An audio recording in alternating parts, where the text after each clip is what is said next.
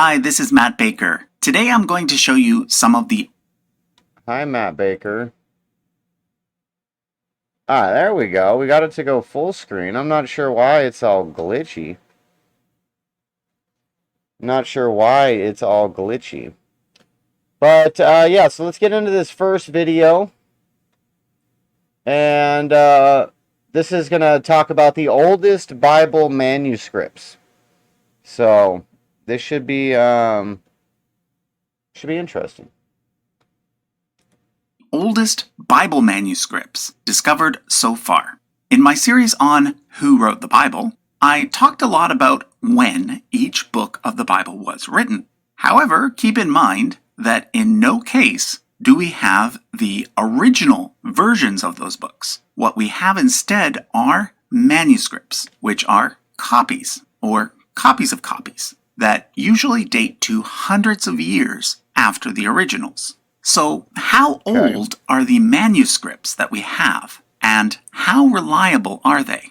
Well, that's what we're going to find out. But first, let me tell you about our sponsor, MyHeritage. If you want to learn more about your family's history, MyHeritage is currently offering a 14-day free trial, followed by a 50...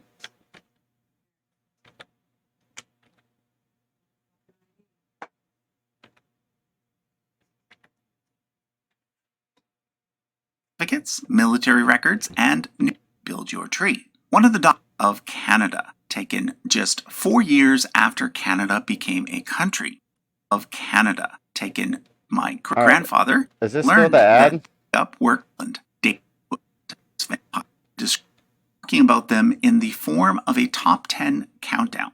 So coming in at number 10 is the Masoretic text, represented by two very important manuscripts, Codex Aleppo and Codex Leningradensis. Up until 1947, Codex Aleppo was the oldest complete copy of the Tanakh in Hebrew, which is what Christians call the Old Testament. So originally, it included the complete Torah, the prophets, Leslie's and in the the building. writings. What's up, chick? For many centuries, this manuscript was kept at the Central Synagogue in Aleppo, Syria. However, in 1947, during anti-Jewish riots, it went missing. It resurfaced about a decade later in Israel, but when it did, only 60% of the manuscript remained. That surviving 60% is now located in Jerusalem at the Israel Museum. It dates to around the year 920 CE and was created by a group of Jewish scribes known as the Masoretes, hence the name the Masoretic text. But since the Aleppo Codex is no longer complete, the oldest complete copy of the Masoretic text is now Codex Leningradensis, located in St. Petersburg, Russia, which was formerly known as Leningrad. The Leningrad Codex dates to the year 1008, so not quite as old as the Aleppo Codex, but still more than 1,000 years old. However, as we learned in the Who Wrote the Bible series, most of the Tanakh was written between the years 650 and 350 BCE, which means that the Leningrad Codex is actually closer in time to us today than it is to the original authors of its content. Now, please note that the Masoretic text is not the oldest copy of the Tanakh. It's the oldest complete copy in the original Hebrew. The Septuagint, which is older, is also a complete copy of the Tanakh, but it's written in Greek, not in Hebrew.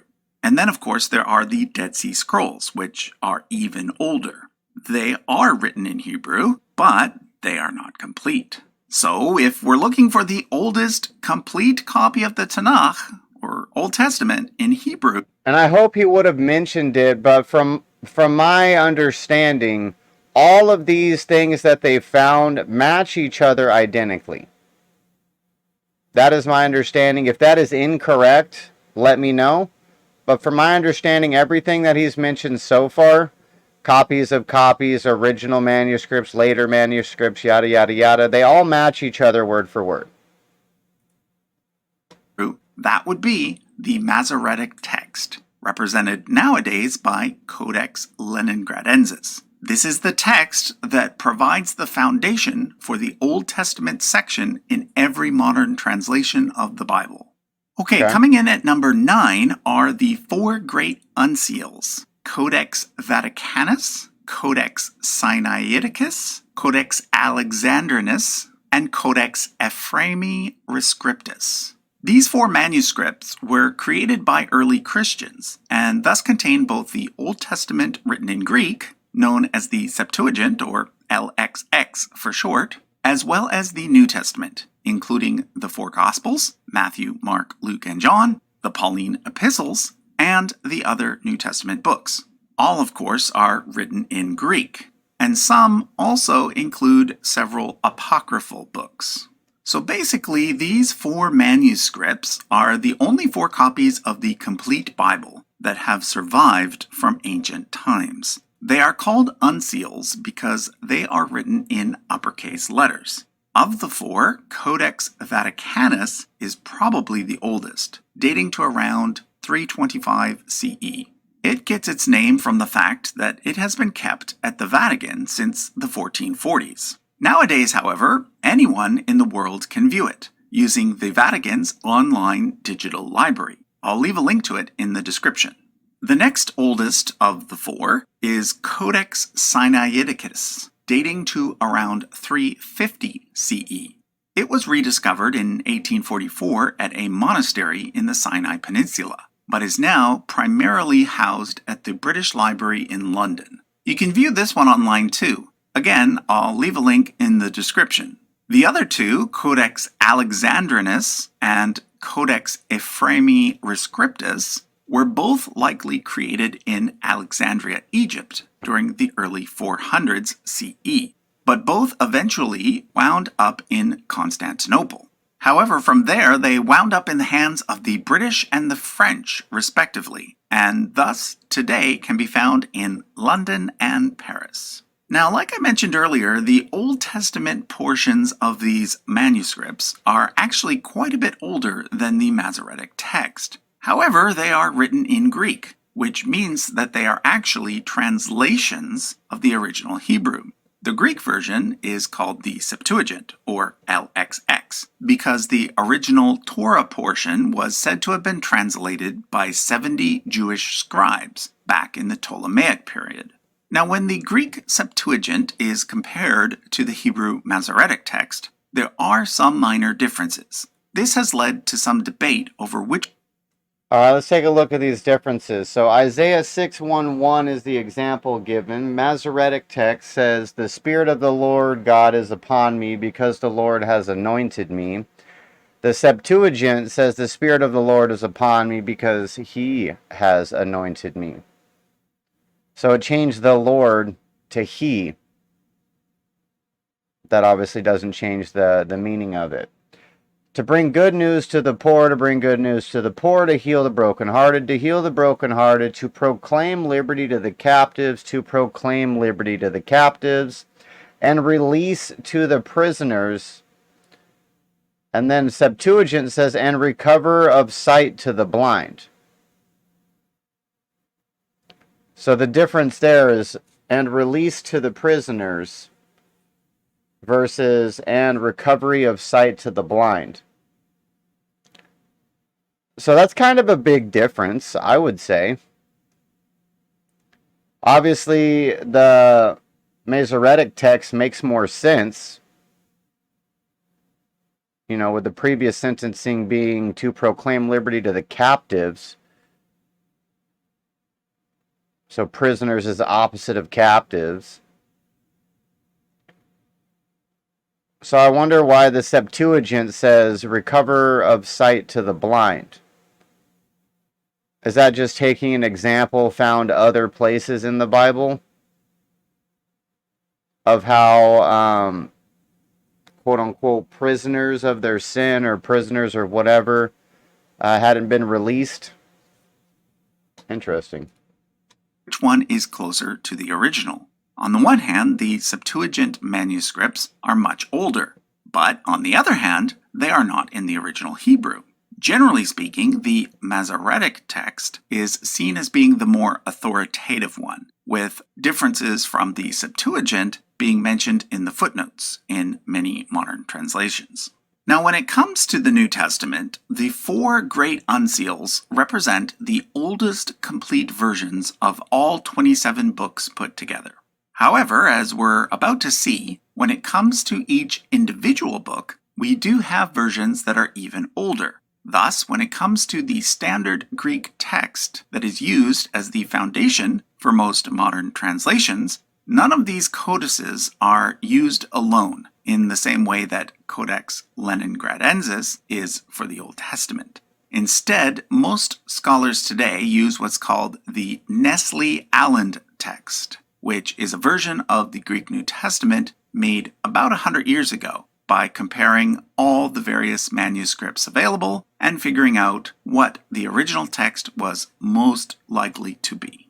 Okay, moving along to number 8, the Bodmer Papyri. This is a collection of many manuscripts purchased in 1931 in Egypt by an antiquities collector named Martin Bodmer. Included in this set are P66, an almost complete copy of the Gospel of John, and P75, an almost complete copy of Luke, as well as half of John. Both date to the early 200s CE, making them at least 100 years older than the versions of the Gospels included in the 4 great unseals. So these 2 Bodmer papyri in particular are notable in that they represent the oldest, mostly complete copies of a Gospel. Nowadays, P66 is located in Switzerland and P74.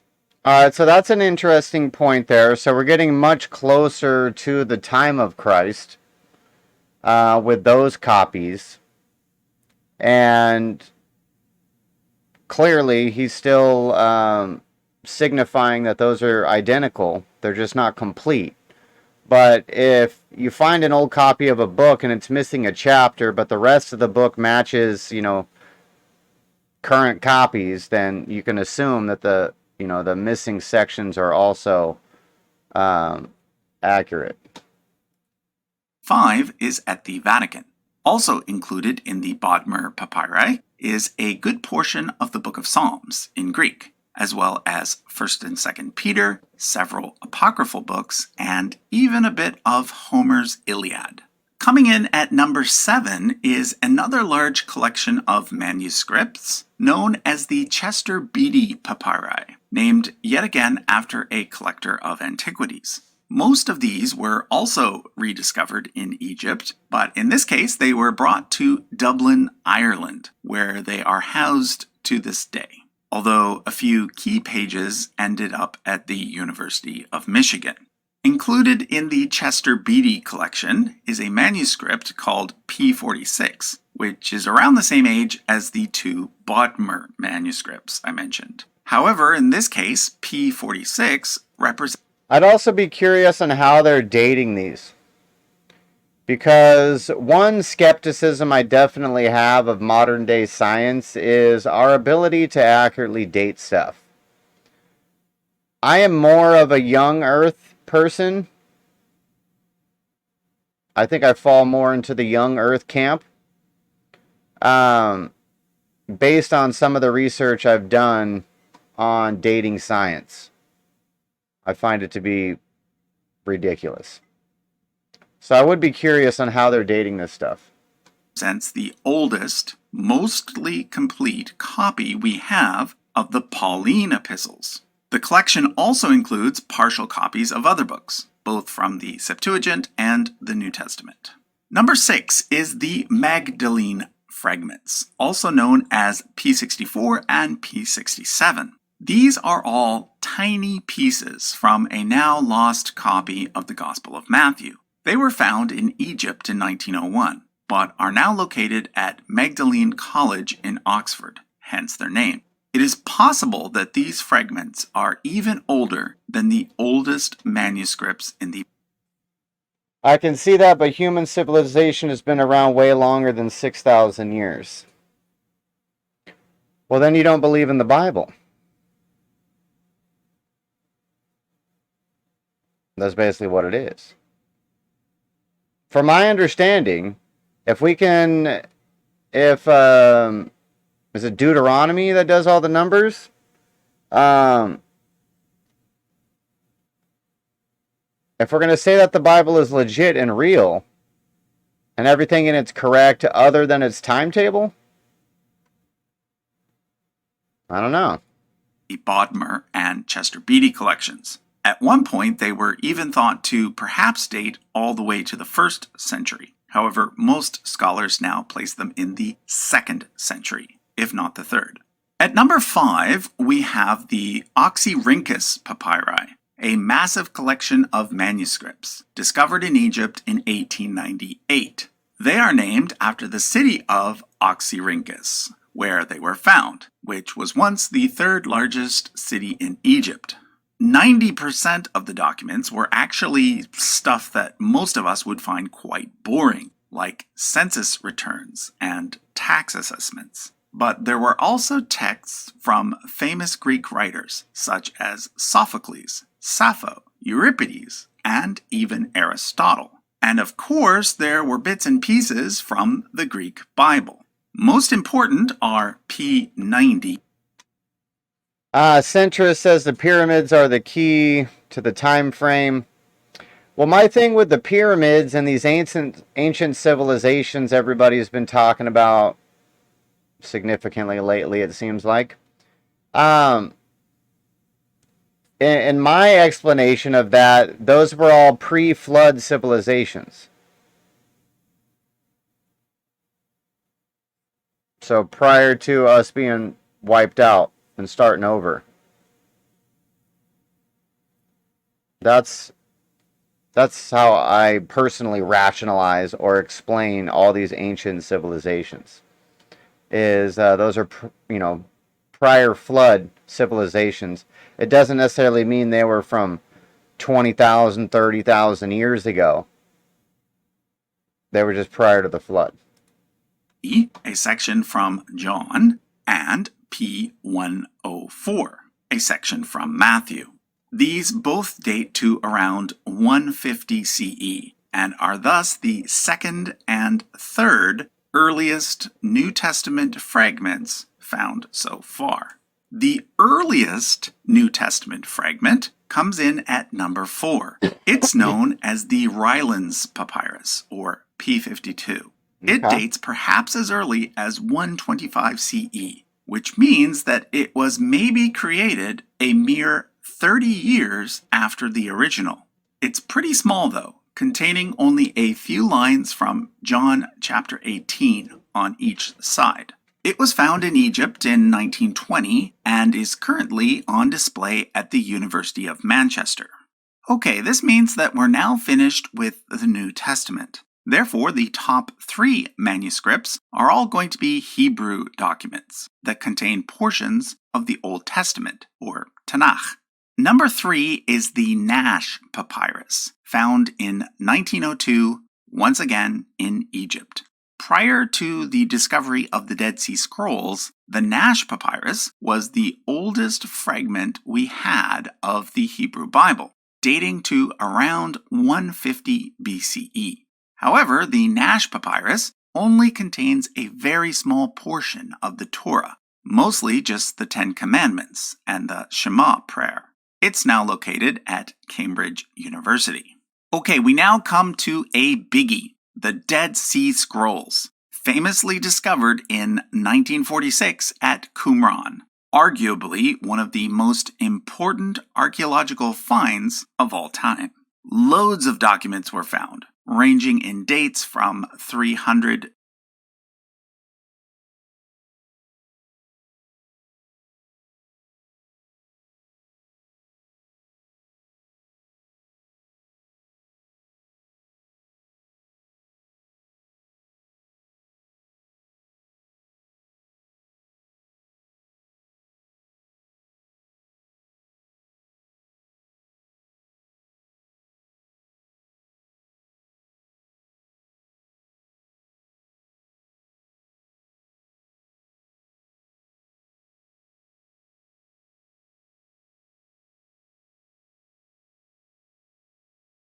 BCE to 100 CE. There were portions or fragments from every part of the Tanakh except for the Book of Esther. Most notable was a mostly intact, near-complete scroll of the Book of Isaiah. But there were also several apocryphal books found, as well as documents relating to the Jewish community that lived at Qumran. So the main thing you need to know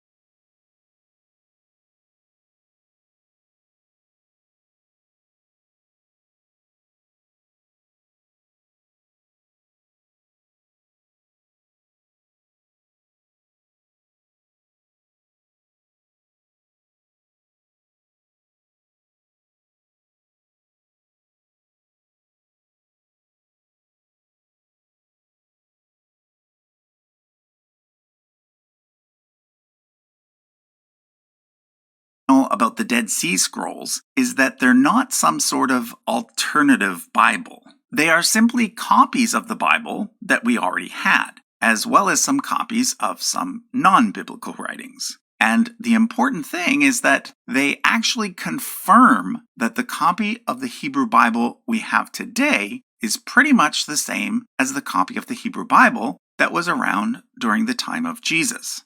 Remember how I mentioned earlier that prior to the discovery of the Dead... Oh, my bad. I was muted for that last comment. I was just saying that the apocryphal books, according to the chat and Amik, are the books that were actually taken out of the Bible.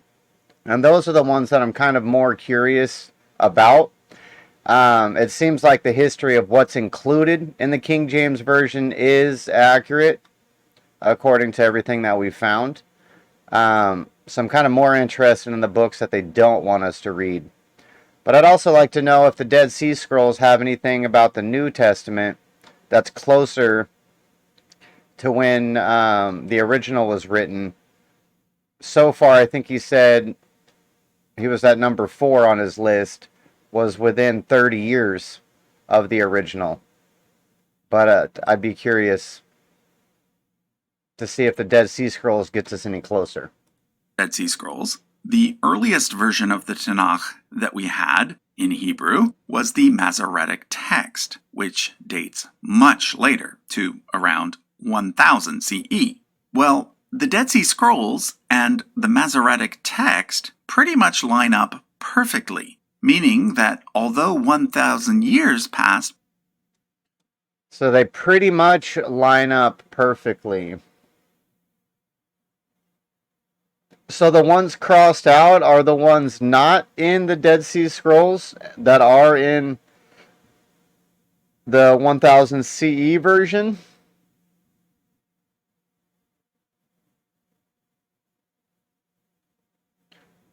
So an example, many people shall go and say, "Come, let's go up to the house of the God of Jacob." And in one version, I don't know if the Dead Sea Scroll includes to the mountain of Yahweh.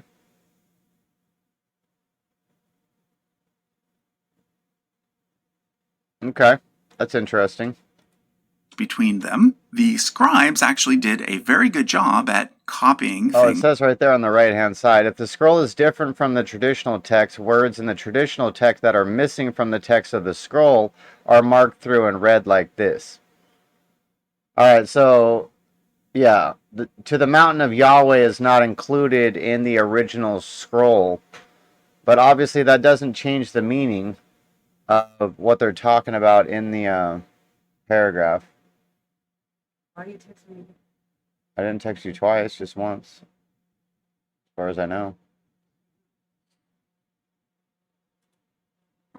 Accurately. Excuse me. Sure, there are some minor differences, mostly variations in spelling, shown here in green, but there are no examples where an entire story was changed in some dramatic way.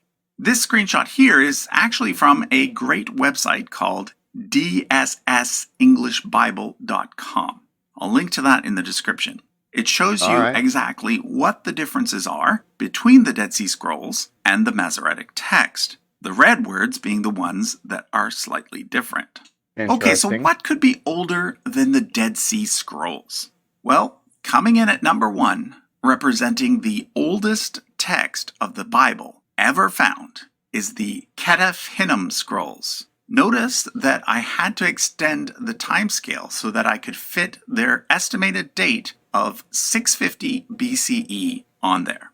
Now, Wow. these are not actually manuscripts per se. They are tiny amulets of rolled silver, but on them are inscribed letters written in a very old Hebrew script that match the text of Numbers chapter 6, verses 24 to 26. This passage is That's known as interesting. the priestly blessing, and it is still used in Jewish synagogues.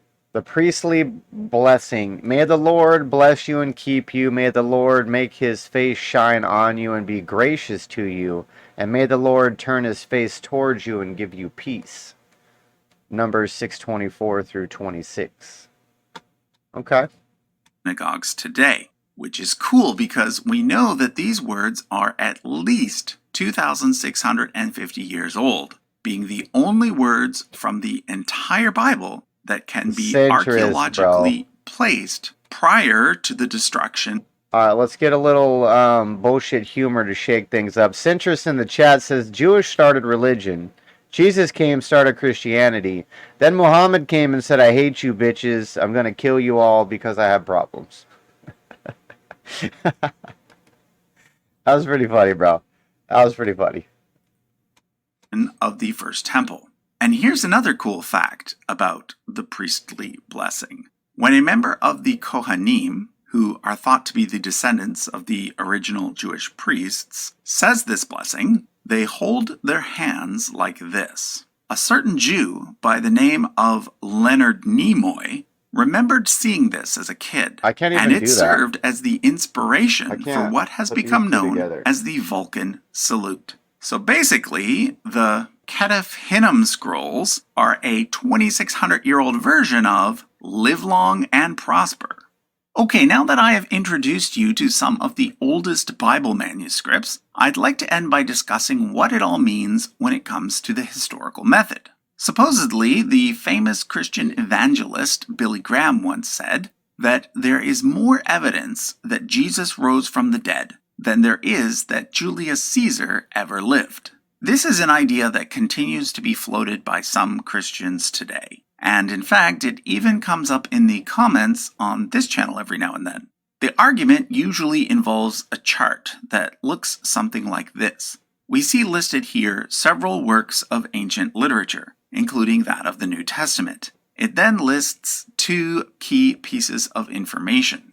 The first is the amount of time between when the work was written and the earliest manuscript we have of that work. So, for example, the chart tells us that the gap for Tacitus is 750 years, but the gap for the New Testament is only 30 years. Secondly, the chart lists the total number of manuscripts we have for each piece of writing. So again, according to this chart, we have only We get it, bro. It's not that hard to read a chart. manuscripts What's your for point? Tacitus. But we have a whopping 5,856 for the New Testament. Now, there are three major problems with this chart. The first is that it is extremely misleading. At first glance, one might assume that we have close to 6,000 complete manuscripts of the New Testament, all Why? of which date It doesn't close say that to at all. 30 years after they were written. If this were true, it would indeed be pretty impressive, but it's not. Let me show you a different chart. So far, For one, the chart doesn't say that at all. So you just inferred something that I didn't infer from looking at that chart. the number of manuscripts we have from the first century, which is when Jesus lived and when most of the New Testament was written, is 0. And from the second century, we have a grand total of 4. And all of those are extremely small fragments. I mentioned 3 of them in this video, the oldest being the Rylands. Now, I don't understand why he has a 0 on his chart for the first one, because previously in the video on his timeline, I think it was number 4 on his timeline, said it was within 30 years of Jesus. So how is that not within the first? Why don't you have a 1 up there?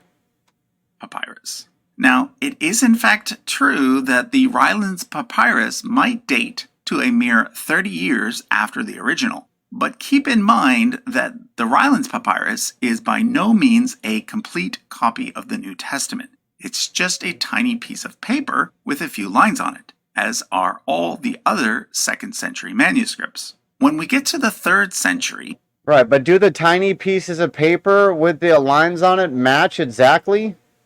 Because we've already established that if a portion matches, more than likely the rest of it the does. number of manuscripts goes up to around 50. And here we get for the first time a few that contain complete books, such as the Pauline epistles from the Chester Beatty collection and the Gospels of Luke and John from the Bodmer collection. However, the vast majority of those 50 are still very small fragments. Moving on to the 4th and 5th centuries, the number of manuscripts goes up to around 100, and it is here that we get the 4 great uncials, the only 4 complete New Testaments in Greek that have survived from ancient times. Everything else is just fragments or partial manuscripts. Right, he's blowing off the fragments and the partial manuscripts like they're not relevant to the validity of the documents or what have you. But we don't need a complete copy. Like I said, if you find a copy of a book but it's missing half the book but the other half matches, I mean, I don't get what he's saying here.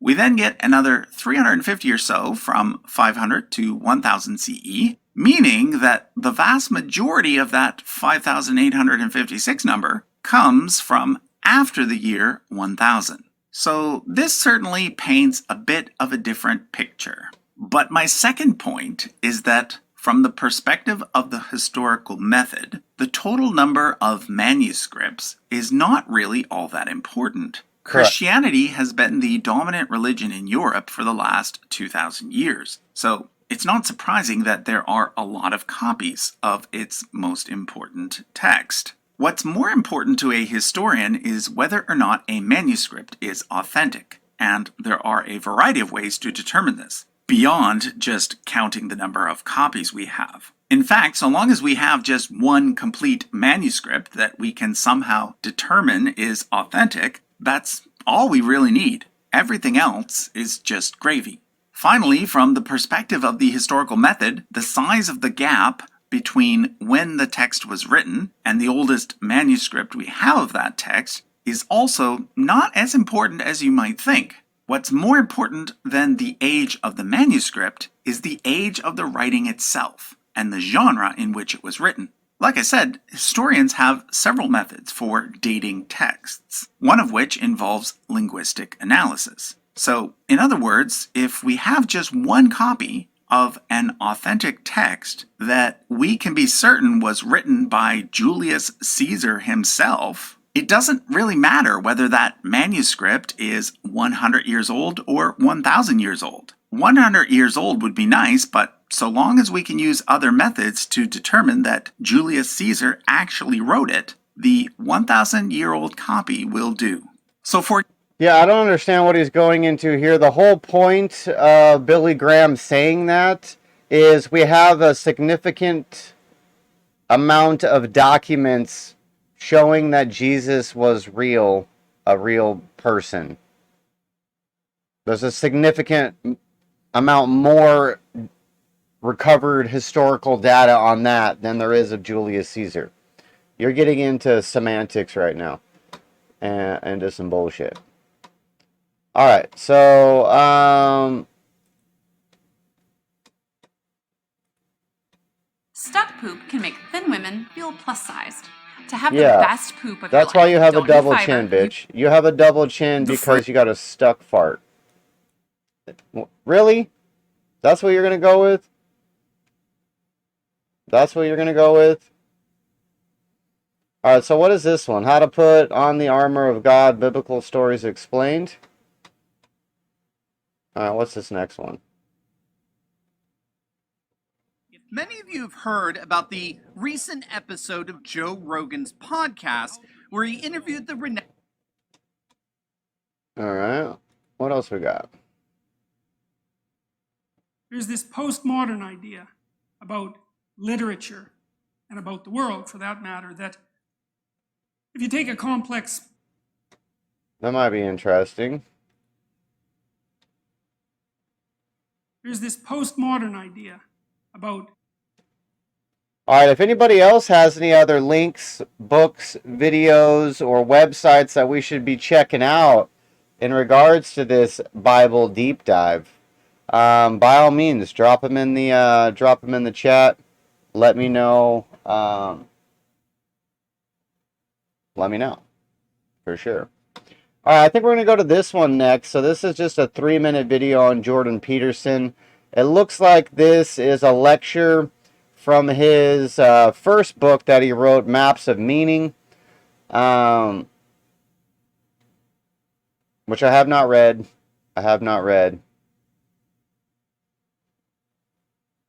But yeah, let's get into this one first. piece of literature like a Shakespeare play. There's no end to the number of interpretations that you can make of it. You know, you can interpret each word, you can interpret each phrase, each sentence, each paragraph, you can interpret the entire play. The way you interpret it depends on how many other books you've read, depends on your orientation in the world. It depends on a very, very large number of things, how cultured you are or how much culture you lack. All of those things. It opens up a huge vista for potential interpretation. And so the postmodernists sort of stubbed their toe on that and thought, well, if there's this vast number of interpretations of any particular literary work, how can you be sure that any interpretation is more valid than any other interpretation? And if you can't be sure, then how do you even know those are great works? How do you know they can't, maybe they're just works that the people in power have used to facilitate their continual accession of power, which is really a postmodern idea and a very, very cynical one, but it has its point. But the thing is, it's grounded in something real, right? It's like, yes, you can interpret things forever. I want to show you something here, just briefly. We'll go back to it later. Look at this. This is one of the coolest things I've ever seen. So, at the bottom here... I mean, you can interpret the meaning of the words. But if the words haven't changed, then, I mean, yeah, I could read a sentence, you could read a sentence, we could get something different from it. But we could look at how 100 people read the sentence and, you know, find a commonality or a most likely... Every single one of those lines is a biblical verse, okay? Wow, it's a lot of verses. Now, the length of the line is proportionate to how many times that verse is referred to in some way by some other verse. So you say, well, this is the first hyperlinked book, right? I'm dead serious about that. You can't click and get the hyperlinks, obviously, but it's a thoroughly hyperlinked book, and it's because, well, the people who worked on these stories that are hypothetically at the end, right, which is, the end can't affect the beginning. That's the rule of time, right? What happens now can't affect what happened to you 10 years ago, even though it actually can, but whatever. Well, you reinterpret things, right, and then they're not the same, but whatever, we won't get into that. But technically like Genser and sex people read it differently? What does that mean? But if we're looking at a piece of literature, that's not right, because when you write the end, you know what was at the beginning, and when you write the beginning, or edit it, you know what's at the end. And so you can weave the whole thing together. And there's 65,000 cross-references, and that's what this map shows. And so that's a great visual representation of the book. And then you can see, well, why is it deep? Why is the book deep? Well, just imagine how many pathways you could take through that, right? I mean, you just journey through... But that is a remarkable photo right there. So, I don't know if they used a computer model or what. But if 65,000 times the book is referenced, flip-flopped, yada, yada, yada, you have to also take into consideration, based on the time scale that we just watched, there's stuff written, 700 years later that references back to 700 years before, and there was stuff written 700 years before that references stuff that's not even gonna be written yet. So that's pretty remarkable, and I think it does give credence to the fact that it's a God-inspired book, I guess, would be the thing. It's like gender and sex people read differently.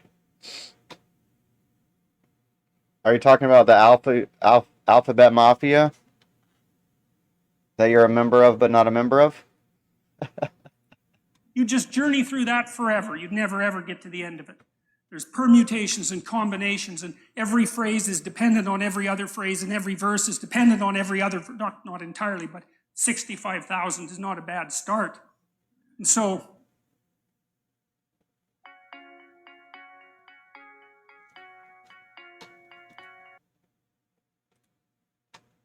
All right. Now, Jordan Peterson. And at a number of points in their conversation, the subject turned Let's to see what else Peterson's Jordan Peterson views says on about the Christianity, situation. which included a profound explanation of the role of the Bible in the formation of Western civilization. I don't know. It's kind of weird to use. It's kind of weird to use Jordan Peterson as a reference source for the Bible deep dive.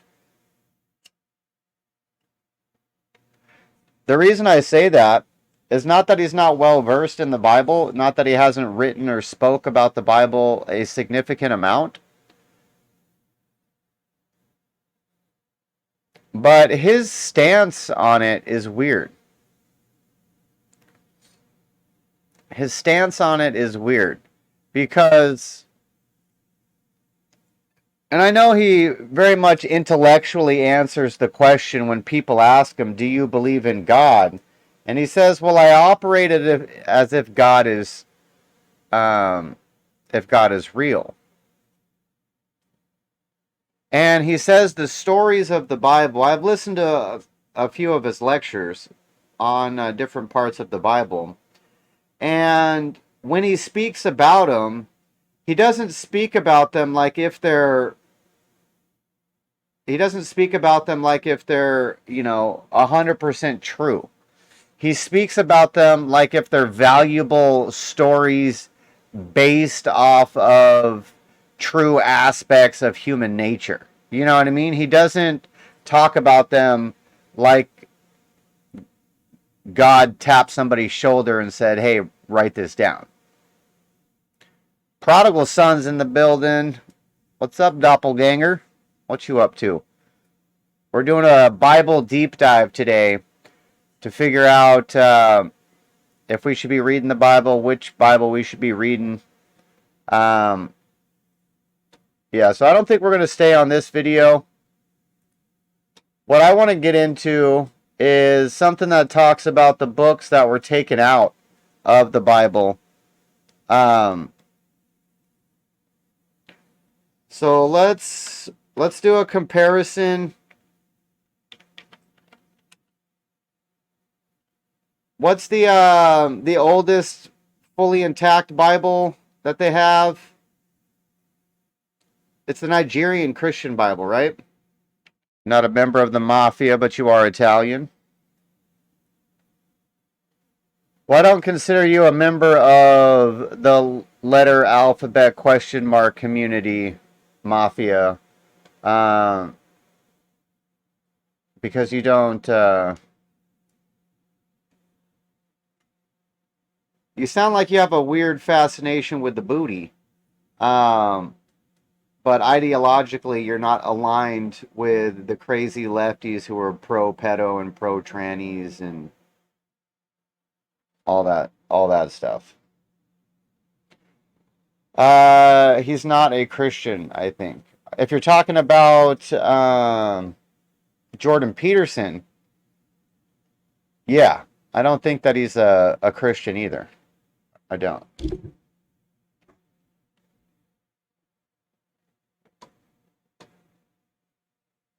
All right, so Oh, well, we wanted to search for that on the actual internet, not on YouTube. So, Nigerian Bible compared to King James. What about list the Gospels?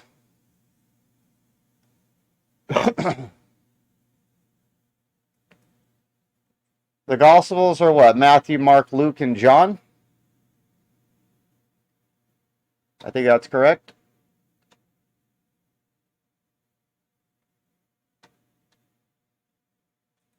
All right, so this guy here says written in Gayats, an ancient dead language of Ethiopia. It's nearly 800 years older than the King James Version. It contains 81 to 88 books compared to the 66.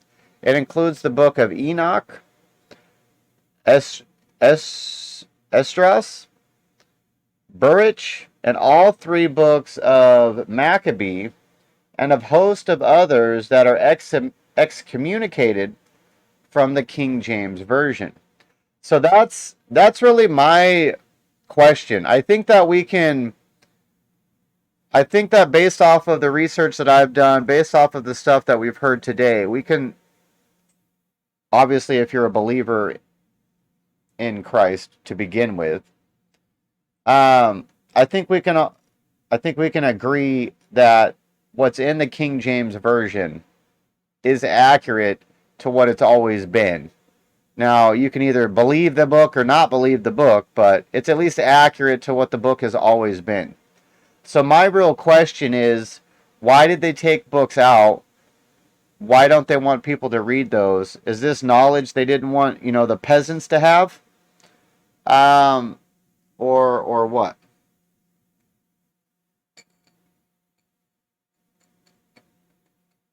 Our prodigal son's favorite gospel is the book of Thomas. Now, we haven't read the whole Bible because even though I've been on this spiritual journey, so to speak, I don't know what Bible to read. And that's kind of one of the reasons we're doing this this deep dive today, is so we can figure it out. Or so I can figure it out, and you guys can come along with me. So the world's first illustrated Christian Bible, discovered in an Ethiopian monastery, was saved by a British charity located in a Ethiopian monastery. They're named after the monk who arrived in the African country in the 5th century and is said to have copied them out in just one day. Oh, wait, so Thomas is a lost gospel? Oh, yeah, Matthew, Mark, Luke, and John are the gospels included in the modern day King James. So you're saying Book of Thomas. I also started reading I forget what it's called. I told you what it was called yesterday on the live. It's on my phone. I can look it up. It's called, I have it saved because I've been reading it slowly. It's called the Epistle of Barnabas. Apparently Barnabas was like Matthew's helper or something, and he wrote a book apparently with some conflicting information about Jesus in it. I read probably 20-30% of it maybe, and I didn't see any contesting information about Jesus. Alright, so let's see what else is in here. So it's beautifully illustrated. The guy did it supposedly in one day. The Abba Garima from Constantinople arrived in 949 AD and apparently was able to copy the Gospels in a day because God delayed the sun from setting. So it took longer than a day, but that day was longer. Well, that sounds like bullshit. And experts believe it's also the earliest example of a book binding still attached to the original pages. So the fact that it survived is amazing because they were under Muslim invasion, Italian invasion, and the monastery was destroyed by fire in the 30s. It was written on goat skin in a dead Ethiopian language. There are 2 volumes that date from the same time, but the second is written in a different hand from the first. Both contain illustrations in 4 Gospels. Though the texts have been mentioned by the occasional traveler since the 50s, it's been thought they dated from the 11th century at the earliest. Carbon dating, however, gives a date between 330 and 650, which what is that word? Tantalizingly, that's a good word. Tantalizingly overlaps the date Abba Garima arrived in the country. So the verse volume could be in his hand, even if he didn't complete the task in a day, as the oral tradition states. The charity Ethiopian Heritage Fund was set up to help preserve the treasures in the country, help preserve the treasure in the country that made the stunning discovery. It's now hoped that the Gospels will be put into a museum or monastery so visitors can view them. Is there not a digital copy of this?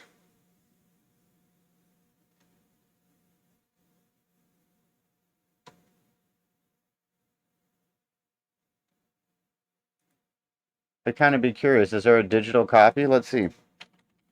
Digital copy of Ethiopian Bible. I don't know if that's how you spell Ethiopian, but...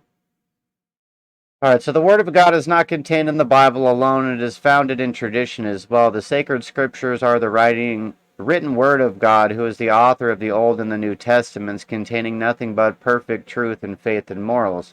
But God's Word is not contained only in them. There is unwritten Word of God also, which we call the apostolic traditions. We receive the one... Well, that's some Catholic bullshit right there. I don't believe in Catholicism at all. I think they're way off the mark. Worshipping saints and doing weird shit. Centrist asks, are the Jewish people from Ethiopia originally? And did they say the Ark was in Ethiopia? Alright, so we should look at how the Bible was put together, who and why. Alright, we can get into that. Who put the Bible together? Alright, how about learnreligions.com? So when was the Bible assembled? The Old Testament was already put together at the time of Jesus. Obviously, everybody was already reading the Old Testament. Alright, the short answer. We can say with some certainty that the first widespread edition of the Bible was assembled by St. Jerome around AD 400. This manuscript included all 39 books of the Old Testament and the 27 books of the New Testament in the same language, Latin. This edition of the Bible is commonly referred to as the Vulgate. Jerome wasn't the first to select all 66 books we know today as the Bible. He was the first to translate and compile everything into a single volume.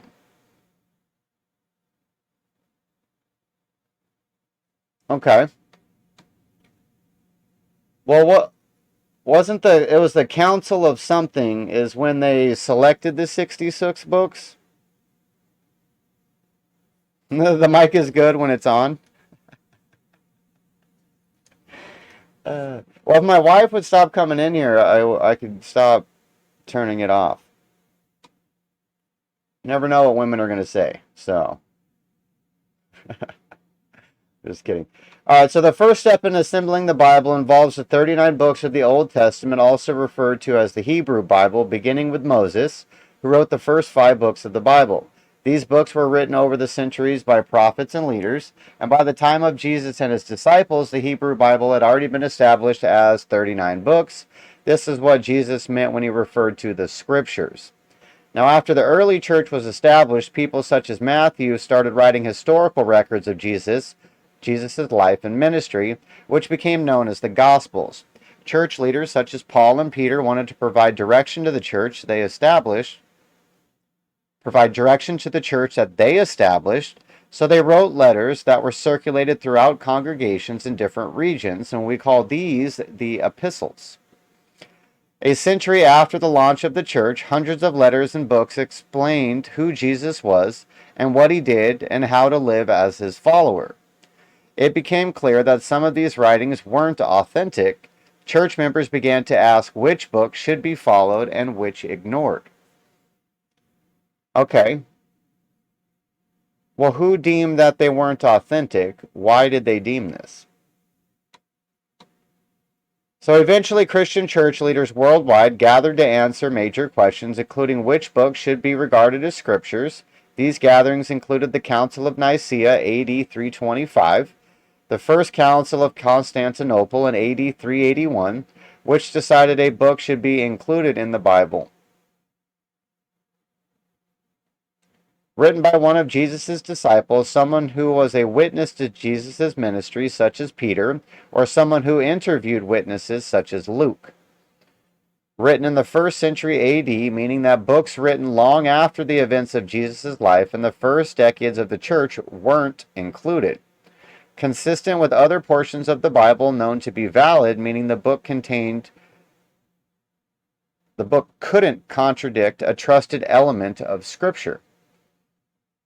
After a few decades of debate, these councils largely settled which books should be included in the Bible, and a few years later, all were published by Jerome in the single volume. By the time the 1st century AD ended, most of the church had agreed on which book should be considered scripture. The earliest church members took guidance from the writings of Peter, Paul, Matthew, and John, and others. The later councils and debates were largely useful in weeding out inferior books that claimed the same authority. Okay, that definitely sounds biased. So a bunch of men got together and were like, well, when I read this sentence, it contradicts this other sentence, therefore the second sentence is wrong. Well, what if the first sentence was wrong? So that's why I'm a little weird about this whole process of the Bible. Like I said, I think that I can agree with or be convinced that what's left in there is valid. But I want to know what's not in there. That's what I want to go through. And the fact that it's 66 books, that's a weird number to me. Alright, so there's been many different theories set forth over the history of the church as to exactly how God's hand was involved in this selection process. Skeptics have pointed out that over 3,000 books were candidates for inclusion in the New Testament canon alone, and only a handful, 20-something books, were selected. Doesn't that raise some serious questions? It definitely does for me. It is possible that certain books that are in the Bible should not be there, and others that were excluded by human evolution and human judgment should have been included. We need to keep in mind, however, that those not included in the last analysis, they were at the most 3 or 4 that were given serious consideration. So to speak in terms of 2,000 or 3,000 being boiled down to 27 or something like that is a distortion of historical reality. Okay, so they might have thrown a couple thousand books against the wall, but there's really only, it boils down to 4 books that were highly debatable. Okay, that's interesting. Meek wants us to look into Mary Magdalene. We will definitely go down that route as well. So some people take the position that the church is the higher authority than the Bible because the only reason the Bible has any authority is that the church declared what books the Bible would contain.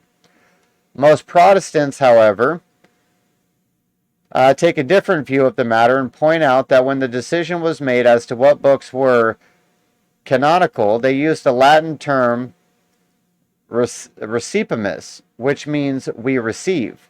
What the church said is that we receive these particle books as being canonical and as being apostolic in authority and in origin, and therefore we submit to their authority.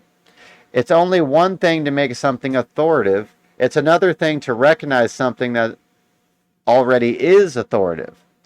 Those human decisions did not make something that was authoritative suddenly authoritative, but rather the church was bowing, acquiescing to which they recognized to be sacred scripture. We cannot avoid the reality that God's invisible hand of providence was certainly at work in the process. There was a historical sifting process, and human judgments were made that could have been mistaken, but I don't think that this was the case. Okay. Didn't give us any more details there, but it's a valid opinion.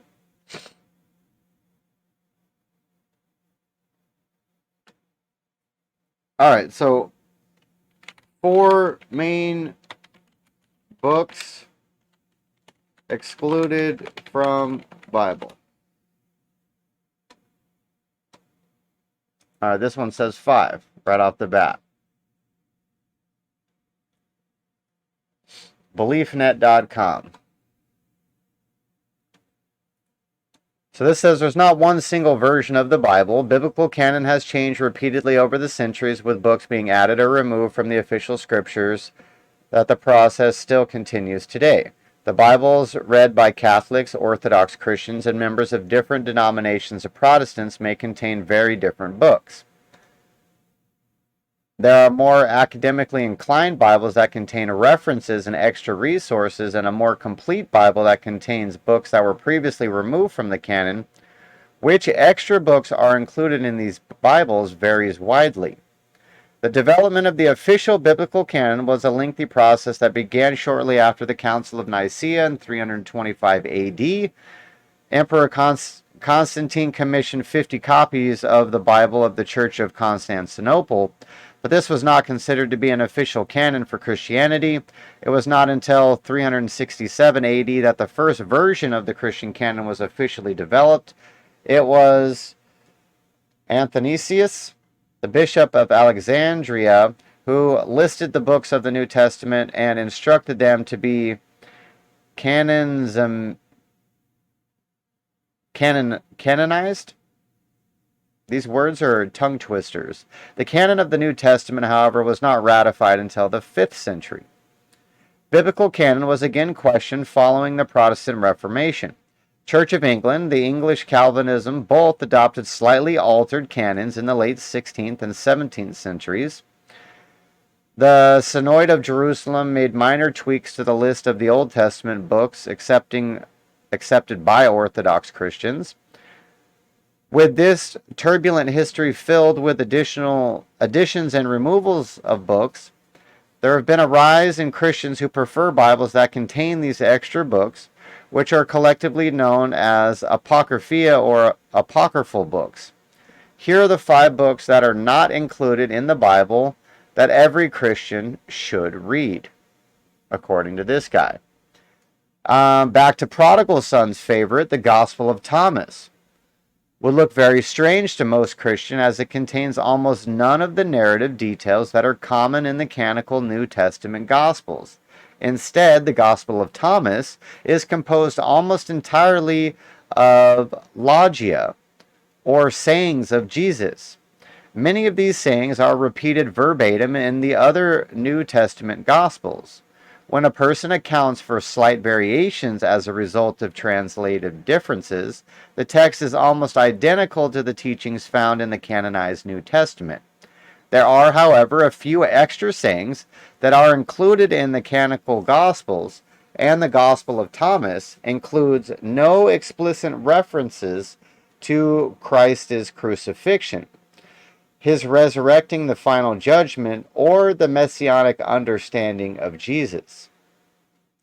Okay, so we think the Council of Nicaea didn't include the Gospel of Thomas just because it didn't ever mention the crucifixion, resurrection, or final judgment or messianic understanding of Jesus? I don't know. Do we feel that that's a valid reason to remove it from the gospel? I don't.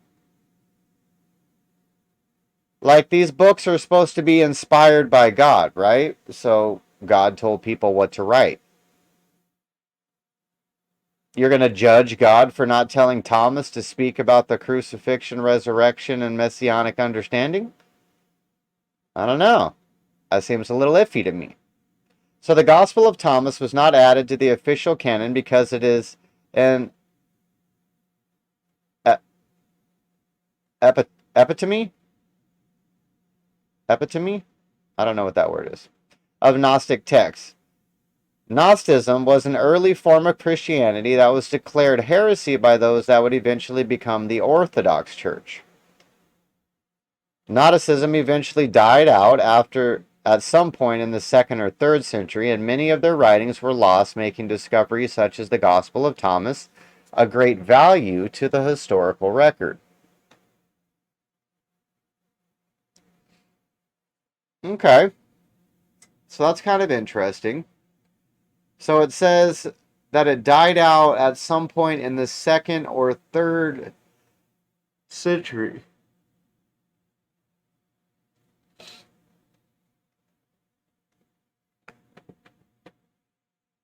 And it died out because it was declared heresy by the people that would eventually form the Orthodox Church, which is the Catholic Church, right?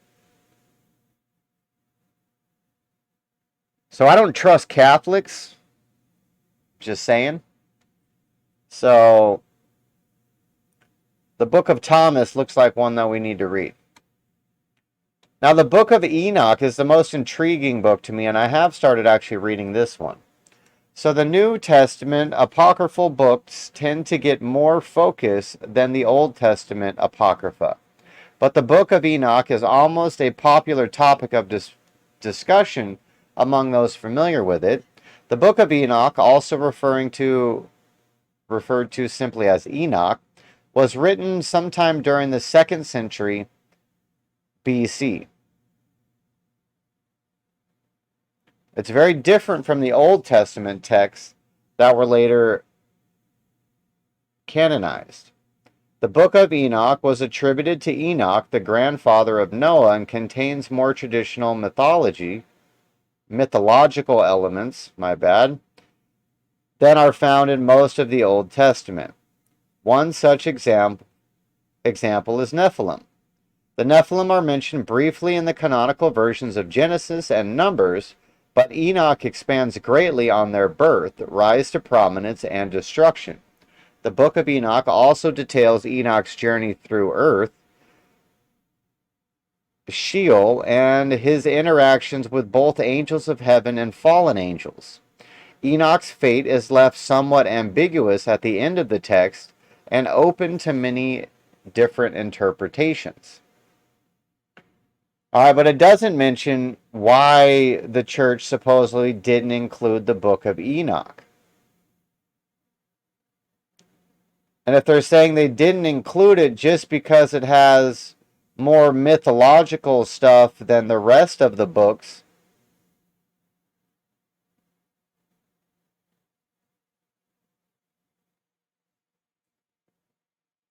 all right, so we also have the infancy of gospel, the infancy gospel. This is another gospel of Thomas, apparently. It's a biographical gospel focused on the life of Jesus as a child. Now, this gospel is believed to date back to the 2nd century and to have been written by Gnostic Christians. Interest in the infancy gospel has exploded since its translation out of Old Coptic because it detailed Jesus Christ's childhood, a period of his life that is not described or depicted in the canonical Gospels. That is also something that's weird about the Bible, is it doesn't talk about Jesus from like 13 to 33 or something. Rather than the wise teacher that the canonical gospel focuses on, the young Jesus in the infancy gospel was a mischievous streak and takes delight in such simple childhood pleasures as crafting clay birds. Wait. So it depicts Jesus as being a child? As a child? Is that a reason why they didn't include it? But the infancy gospel of Thomas is not the only apocryphal gospel that depicts portions of Jesus' life as a child. The Syriac infancy gospel and the gospel of Pseudo-Matthew also deal with the life of young Christ. Okay, so those would definitely be interesting to dive into.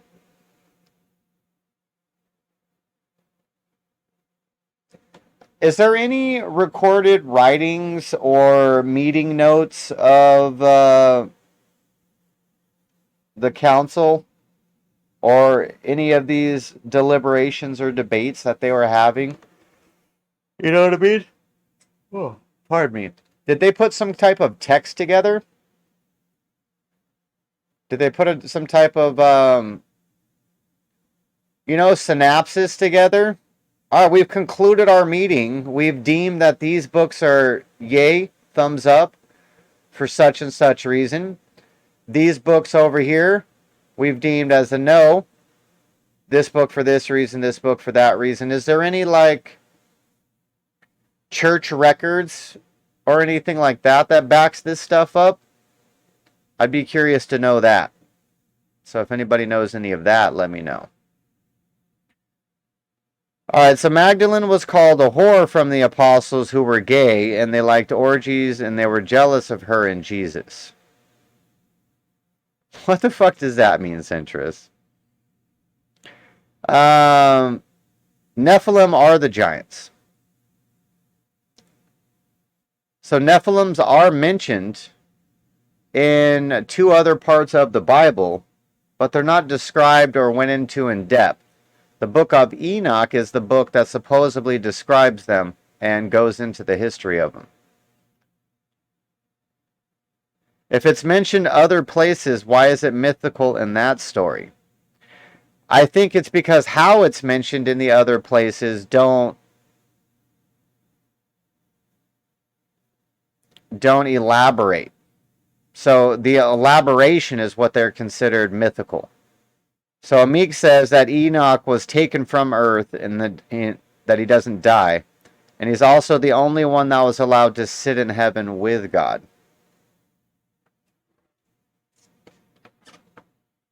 Yeah, so if that's biblically referenced in other parts of the Bible, that Enoch, Noah's grandfather, is the only guy to get into, God's living room to chill on his couch with him, why the fuck would you keep his book out?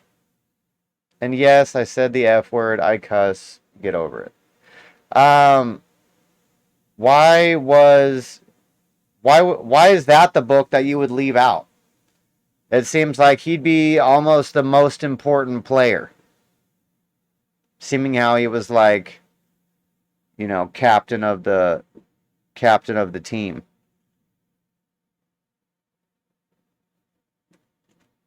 Alright, so now we get to the Gospel of Mary. Scholars do not always consider the Gospel of Mary to be true gospel because the text does not have the same focus on the teachings of the adult Jesus as the canonical Gospels. There is also a great deal of debate among scholars as to which Mary is the narrator of the text. Most people argue... Wait. They can't agree on which Mary? Oh, because there's multiple Marys mentioned in the Bible. I got you. Alright, so most people argue that the titular narrative is either the Virgin Mary or Mary Magdalene, but neither theory can be confirmed due to the state of the original text. The text is missing a total of 10 pages. 6 at the beginning, 4 in the middle, and 4 in the middle. The sections of the text that are intact depict a scene after the resurrection of Christ, when Jesus appears to the disciples. He gives Mary special or secret teachings through a vision. Mary shares these teachings with the other disciples, but the other disciples are skeptical that Christ would trust such important teachings privately to a woman and not openly to the male apostles. Peter and Andrew, and particularly, question Mary's truthfulness while Levi defends her, and it is likely for the same reason that the text was stricken from the canon.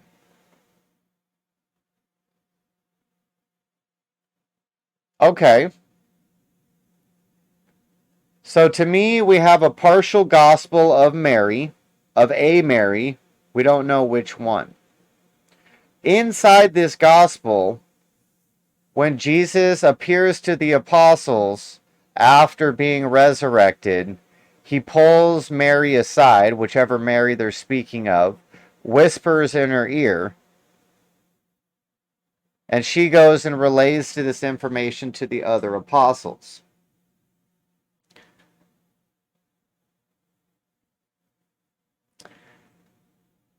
Now, to me, when I read that, how my brain interprets it is that is more likely Mary Magdalene that he's speaking to, because Mary Magdalene is the one that ran with the apostles, and from my understanding, Jesus was known to have conversations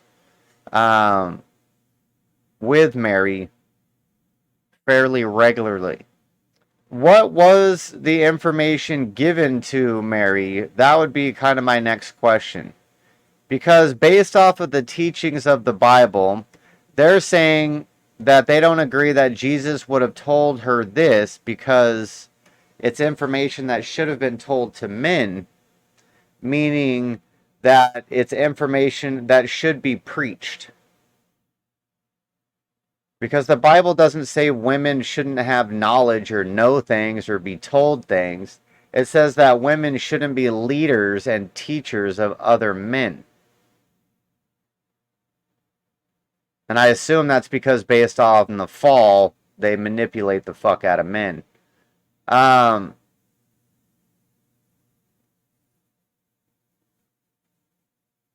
So to me, it makes more sense that that would be Mary Magdalene that he's speaking to. And that the information provided to her was for her to provide to other women.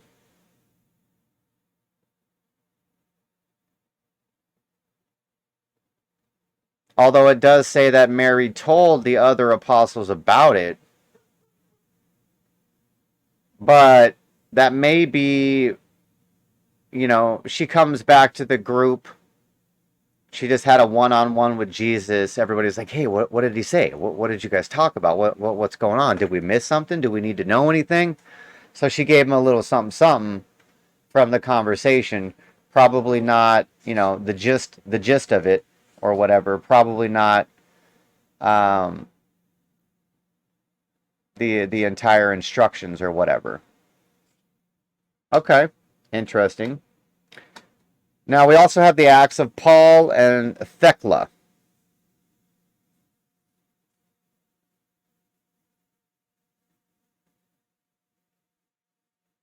Yeah, I think it's pretty obvious that it's not his mother.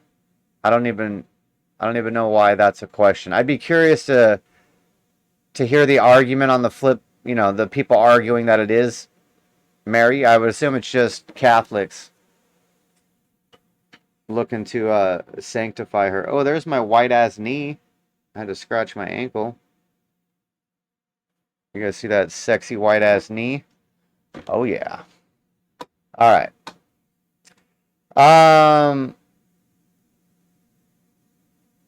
Do any of these books mention the Emerald Tablet from Atlantis?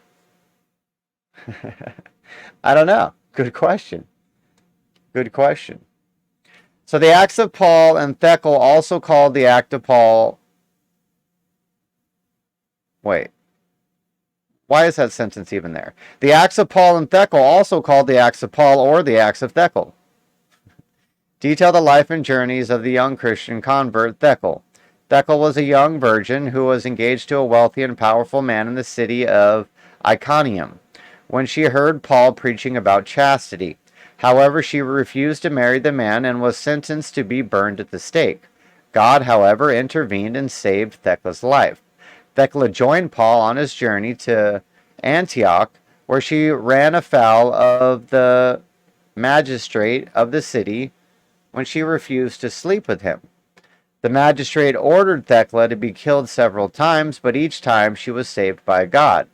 In one of her final trials, Thecla threw herself into a body of water filled with sharks. The sharks were killed by God, and Thecla baptized herself. It is theorized that the acts of Paul and Thecla was kept out of the official canon because Thecla's actions were too powerful for a woman. She acted with all the power of a man, something unacceptable at the time. Alright, so I'm seeing a common thread between at least two of the Gospels that aren't included. And they didn't include them because they thought that the power that God gave to women, they're like, I hate that we used the word misogyny, but they're like misogynistic exclusions. That doesn't seem like a valid reason. And what do they mean that God wouldn't give women powers to kill sharks or to baptize yourself?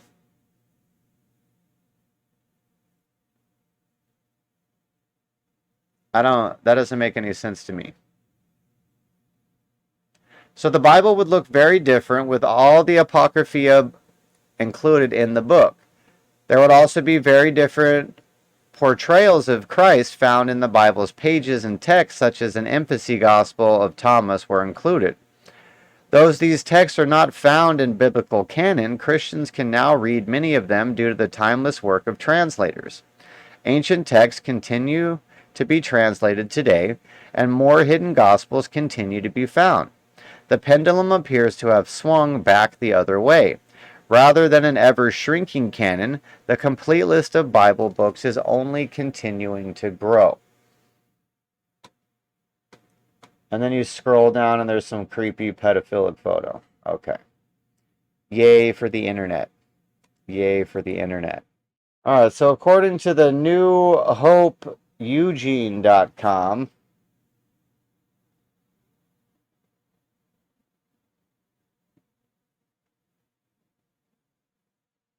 he's got 7 books listed. Alright, so the Tobit and Judith were removed from the Bible. They are found in the Orthodox and Catholic Bibles. So that means they're in the King James. Is the King James Version a Catholic Bible? It is, right? Sounds to me the Muslim took the scrap shitty part of these books that were anti-woman rights. That's probably true. Alright, and here he's got 14 books removed from the Bible. Here's 75 books removed from the Bible. So why is the Catholic Bible different? This stupid thing says the main difference between Catholic Bible and Christian Bible is that the Catholic Bible comprises all 73 books of the Old Testament and New Testament recognized by the Catholic Church. So it's 73, not 66? Whereas the Christian Bible, also known as the Holy Bible, is a sacred book for Christian. No, they're not even close to each other, dude. According to the map, they're not even close to each other. But are you saying, was all this area Egyptian at one point? Yes, it was. Ancient Egyptians called the place the God's Land. That's also interesting as well. So the ancient Egypt's name for Ethiopia was the God's Land. That's kind of interesting by itself. The reason people name stuff certain things is a strong clue. It just sounds strange they were Jews and not black. It's strange that people living on the continent of Africa weren't black. I don't know, that gets into a whole nother debate, because I don't think anywhere in any of the Bibles it ever discusses skin tone, because I don't think it mattered. Well, it doesn't matter now either, but people weren't hung up on it. People weren't hung up on it. All right, so when they say 14 books removed from the Bible, so from 66 to 73 is not 14 books. That would be 7 books. So the difference between the Catholic, or excuse me, yeah, the difference between the Catholic Bible is 7 books.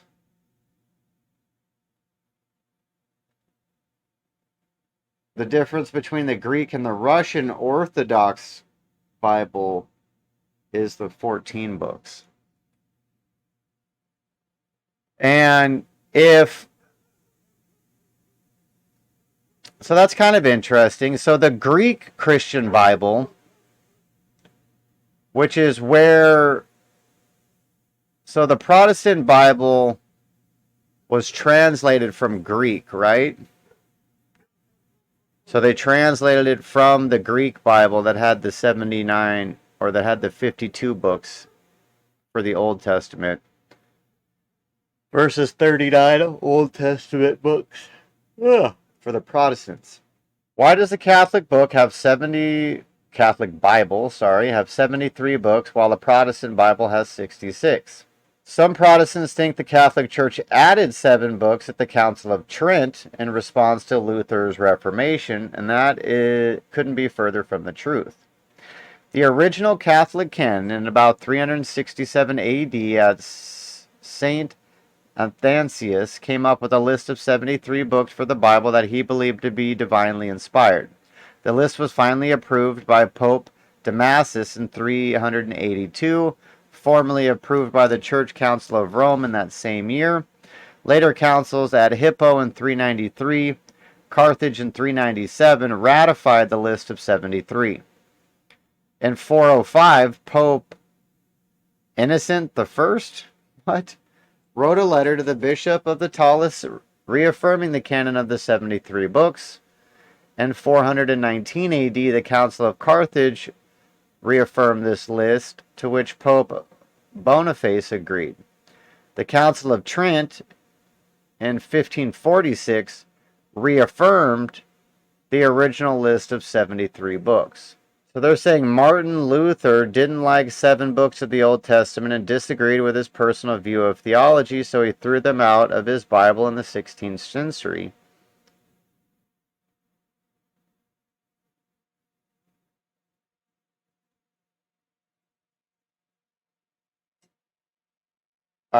Who is Martin Luther?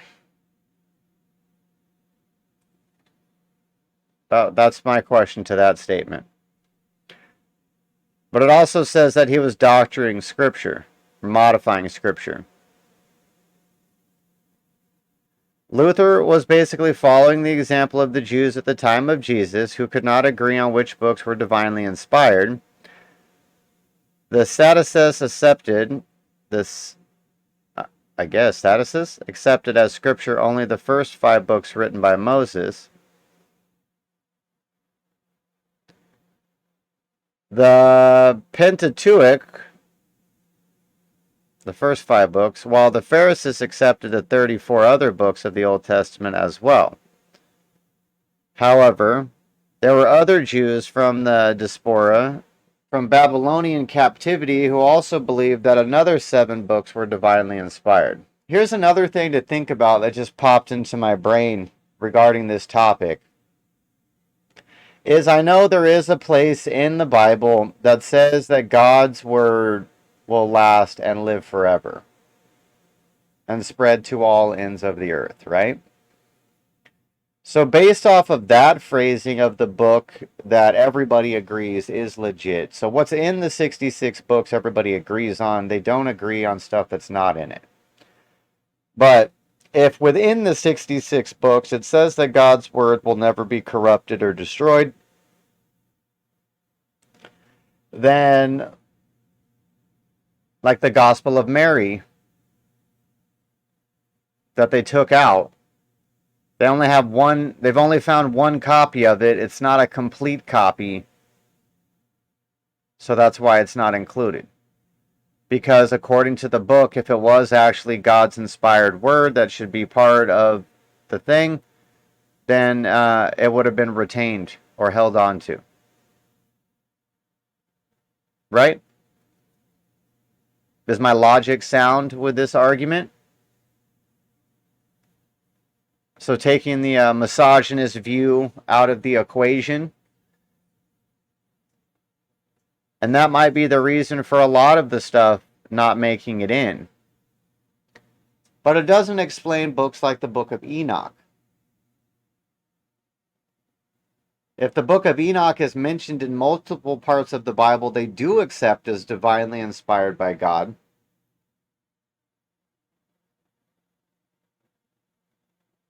then why wouldn't you include his book? If we know he's legit,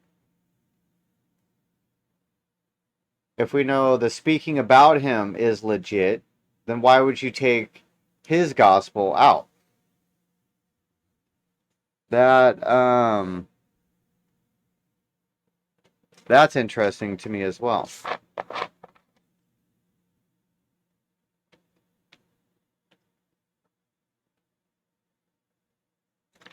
All right, so there were Jews from the diaspora, the dispersion of the Jews from the Babylonian captivity, who believed that another 7 books were also divinely inspired. The Septuagint translation of the Old Testament from Hebrew into Greek by 70 translators includes the disputed 7 books that Protestants do not recognize as scriptural. Initially, Martin Luther wanted to kick out some New Testament books as well, including James, Hebrews, Jude, and Revelation. He actually said that he wanted to throw Jimmy into the fire, and that the book of James was an epistle of straw. What is strange is that Luther eventually accepted all 27 books of the New Testament, of which the Catholic Pope Damasus had approved in 382. Had approved.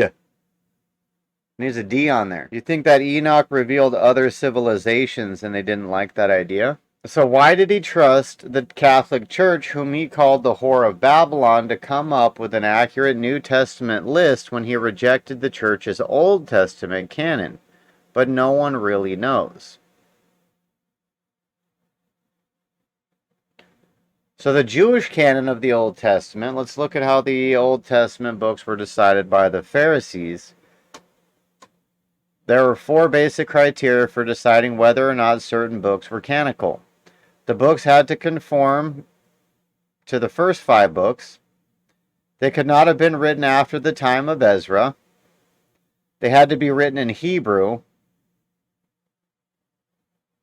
And they had to be written in Palestine. So this method employed by the Jews would automatically exclude all of the Gospels, the epistles, the New Testament, which were also written in the 1st century.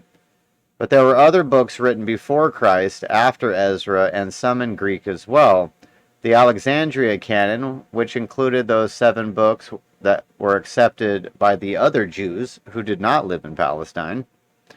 These 7 books are the Tobit, Judith, Baruch, Wisdom, Sirach, 1st Maccabees, 2nd Maccabees, as well as additional verses of Daniel and Esther.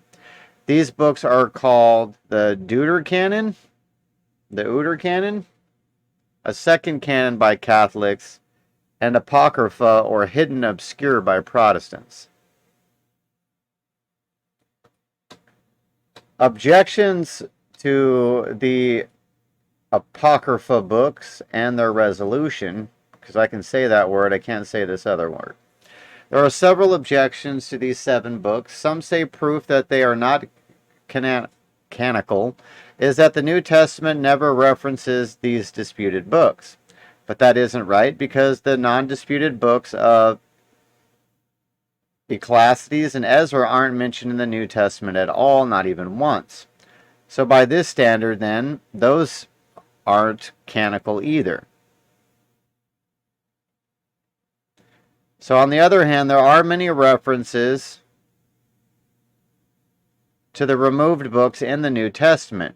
Anybody who reads the book of wisdom would immediately recognize that this is a direct reference to the Jews who were plotted against Jesus in Matthew. Let us lie in wait for the righteous man, because he is covenant to us and opposes our action. He reproaches us for sins against the law and accuses us of sins against our training. He professes to have knowledge of God and calls himself a child of the Lord. Well, obviously the Jews have to take this shit out because they don't believe in Jesus. So they can't leave something in there that says, hey, Jesus is coming. He's going to backhand your bitch ass. So yeah, they took that out. He became to us a reproof of our thoughts. That very sight of him is a burden to us, which is probably why you had him fucking tortured. Because his manner of life is unlike that of others, and his ways are strange. We are considered by him as something base, and he avoids our ways as unclean. I mean, this is facts so far. He calls the last end of the righteous happy, and boasts that God is his Father. Let us see if his words are true, and let us test what will happen at the end of his life. For if the righteous man is God's son, he will help him, he will deliver him from the hand of his adversaries. Let us test him with insult and torture, that we may find out how gentle he is and make trial of his forbiddance. Let us condemn him in a shameful death, for according to what he says, will be protected. Alright, so that seems to be a straight out prophecy of exactly what they did. And they don't include that because what's the reasoning for there? And then in Matthew 27:41 through 43, so also the chief priest with the scribes and elders mocked him, saying, he saved others, he cannot save himself. That also happened. He is the King of Israel. Let him come down now from the cross, and we will believe in him. He trusts in God. Let God deliver him now, if he desires him. For he said, I am the Son of God. And another similar instance of this, Hebrews 11:35, which is a direct reference to 2 Maccabees 7, where the mother and her 7 sons were slaughtered by the evil king for not forsaking Jewish law. Romans 1:19 through 25 concerning the worship of nature is also referenced in Wisdom 13. The clincher, of course, is that Jesus himself observed the feast of Hanukkah, or the dedication of the temple, in John 10:22. This can be found in the Old Testament book of the first Maccabees, chapter 4, which is in the Catholic Bible, but not in the Protestant Bible. Additionally, there are some unscriptural references to the New Testament. Jude quotes the book of Enoch, also tells of a fate of Moses' body from the book, the Assumption of Moses. Thus, if the standard is that books referenced in the New Testament are canonical, then Enoch and the Assumption of Moses would be in the Old Testament, but they are not.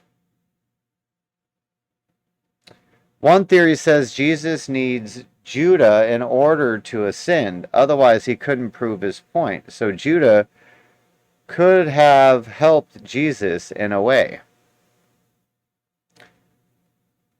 Well, he did help him in a way because he fulfilled a prophecy. Are Judas and Jude the same? Are we talking about the same thing? Some people object to these 7 books because they claim that some of the early church fathers, like St. Jerome, didn't think that they were divinely inspired.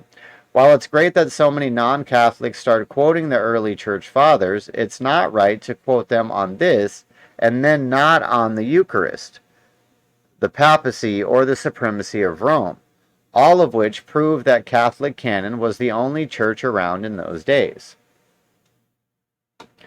St. Jerome initially had some concerns about these books, saying that Palestinian Jews didn't consider them canonical, but St. Jerome was not infallible, and later agreed that they were scriptural. All of the early church fathers accepted these disputed books as divinely inspired. It's important also to note that the discovery of the Dead Sea Scrolls included the books of Tobit and the book of Sirach, proving that the people back then thought them worthy of reading because they were found with the book of Isaiah and the Old Testament books. You can check out all of this for yourself. The first Bible ever printed was the Gutenberg Bible in the century before Luther started his Reformation. The disputed 7 books are indeed in that Bible. You can see for yourself by clicking here. An interesting numerology coincidence occurs here as well. In the Bible, the number 7 denotes an oath, because to swear an oath was to seven oneself. God also rested on the 7th day. There are 7 spirits in the ministry of God and 7 sacraments, etc. And the number 3 represents the Holy Trinity. I don't believe in the Holy Trinity. On the other hand, the number 6 represents imperfection, as in 666. Therefore, 73 books sounds a lot better than 66 books. Now, that alone makes sense to me. That alone makes sense to me.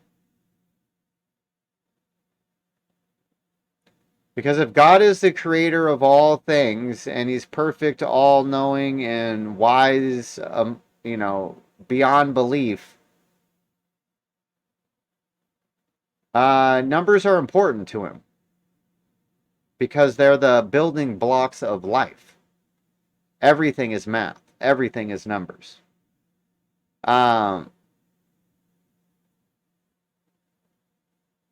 Yeah, so the fact that they included 66 books is weird to me.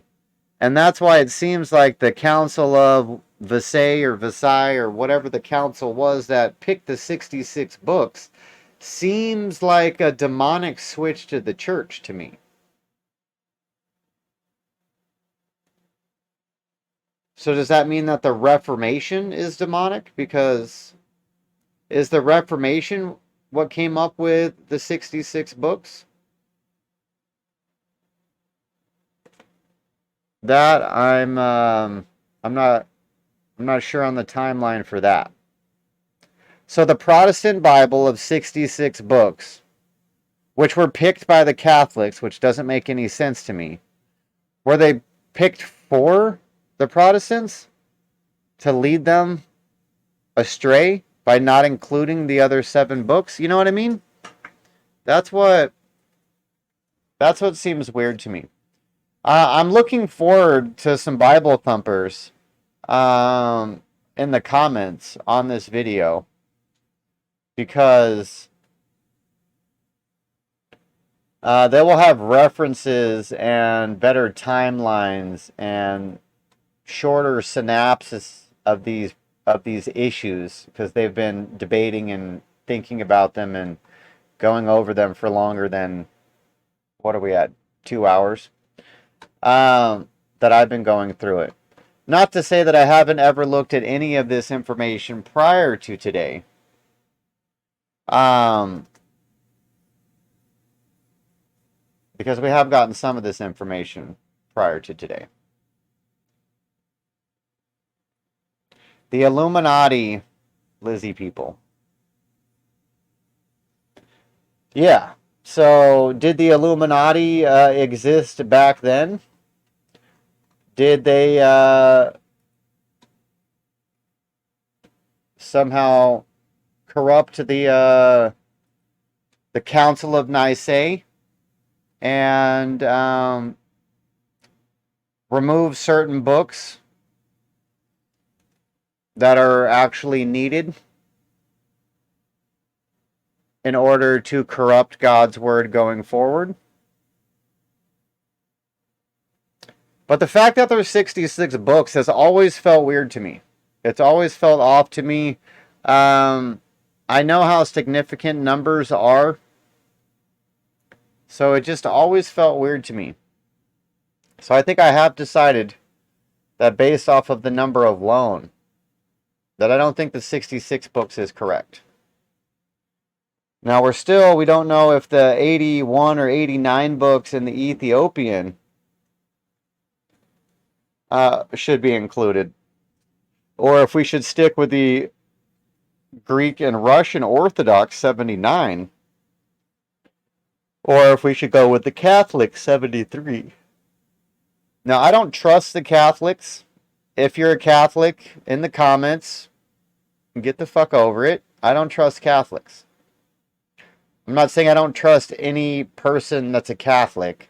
I'm saying I don't trust Catholics, as in leaders of the Catholic Church. Yeah. So I don't think that the 73 books is probably correct either. But if the Ethiopian... So what's the difference? What are the two books that differentiate themselves between the Ethiopian Orthodox and the Greek Russian?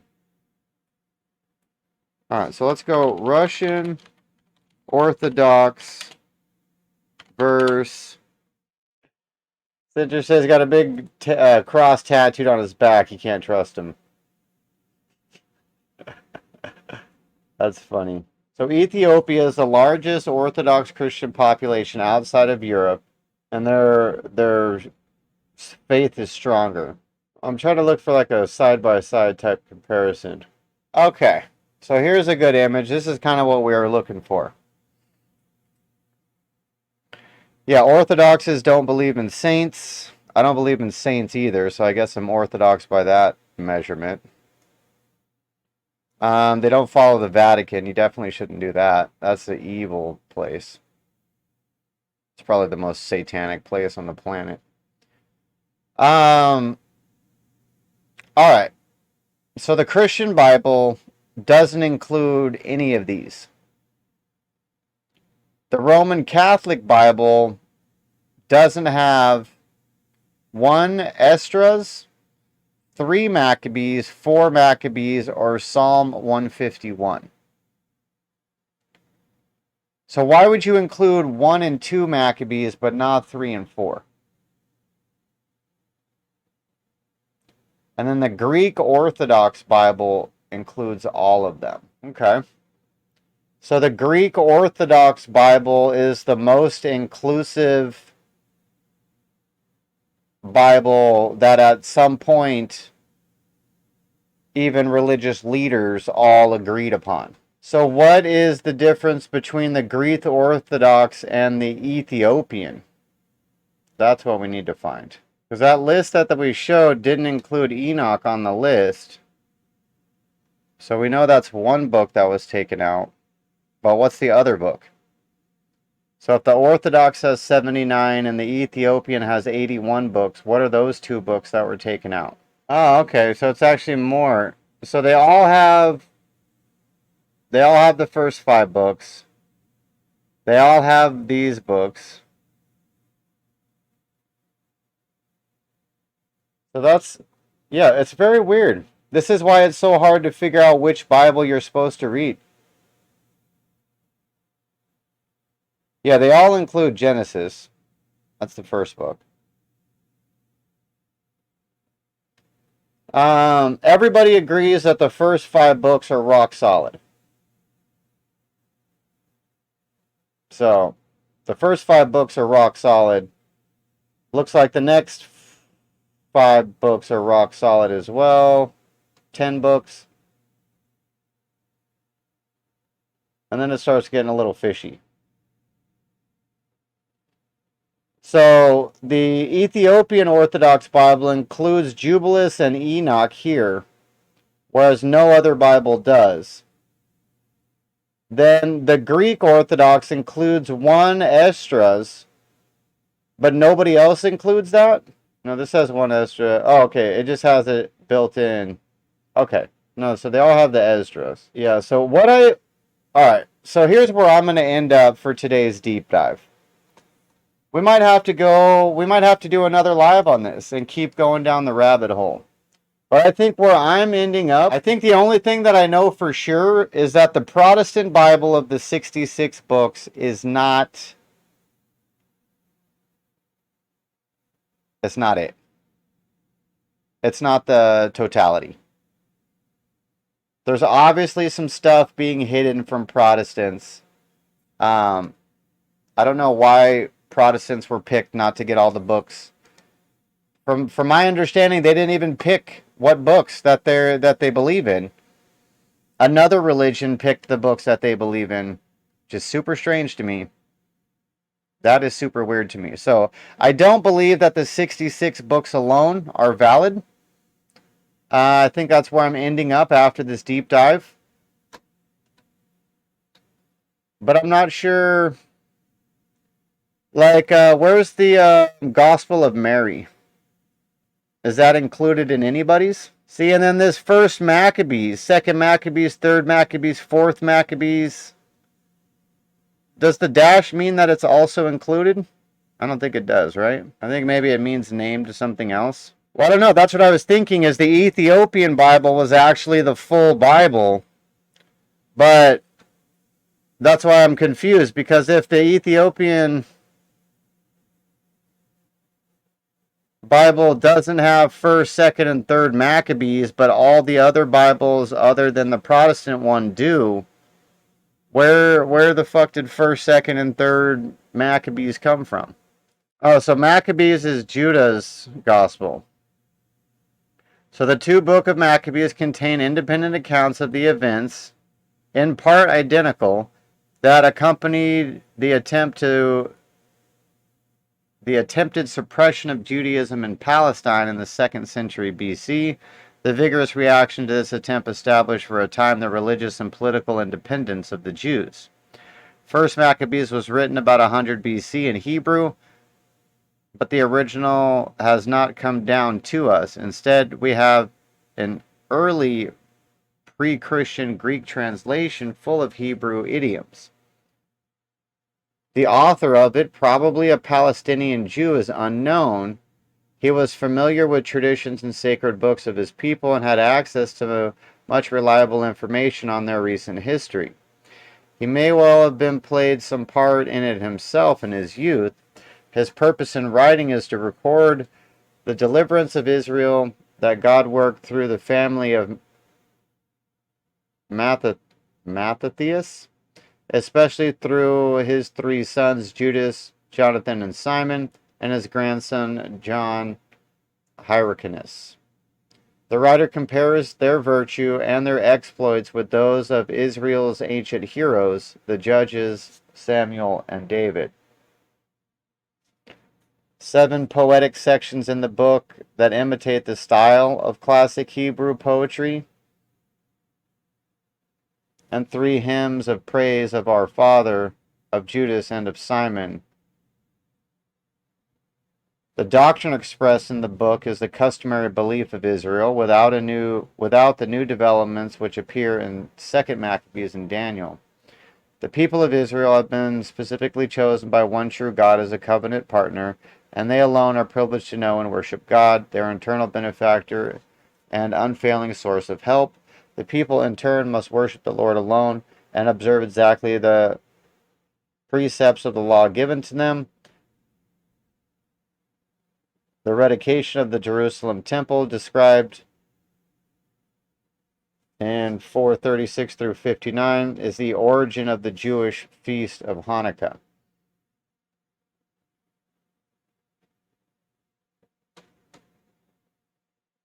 Okay, so is that why the Maccabees stuff is not included in the Ethiopian Bible? Because it's on some Jew shit?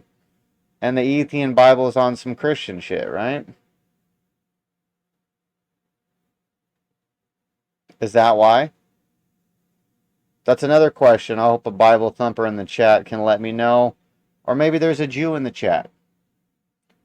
Let me know. Why do Orthodox churches include Maccabees, but Protestants and the Ethiopian do not?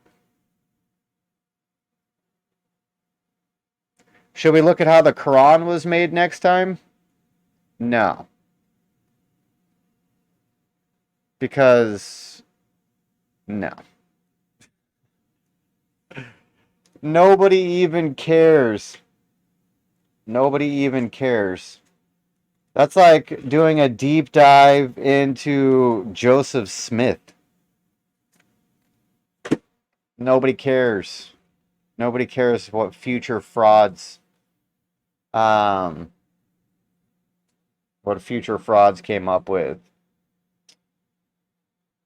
Shehalev, we are doing a deep dive into the Bible. Right now, I'm looking at a website called historyinthebible.com. We were trying to figure out today what Bible we should be reading. Are there excluded books from what people call the Holy Bible that are needed to understand what God wanted us to understand? And my synopsis of today is yes. There are books not included in the 66 book Bible that everybody uses now that we need to know.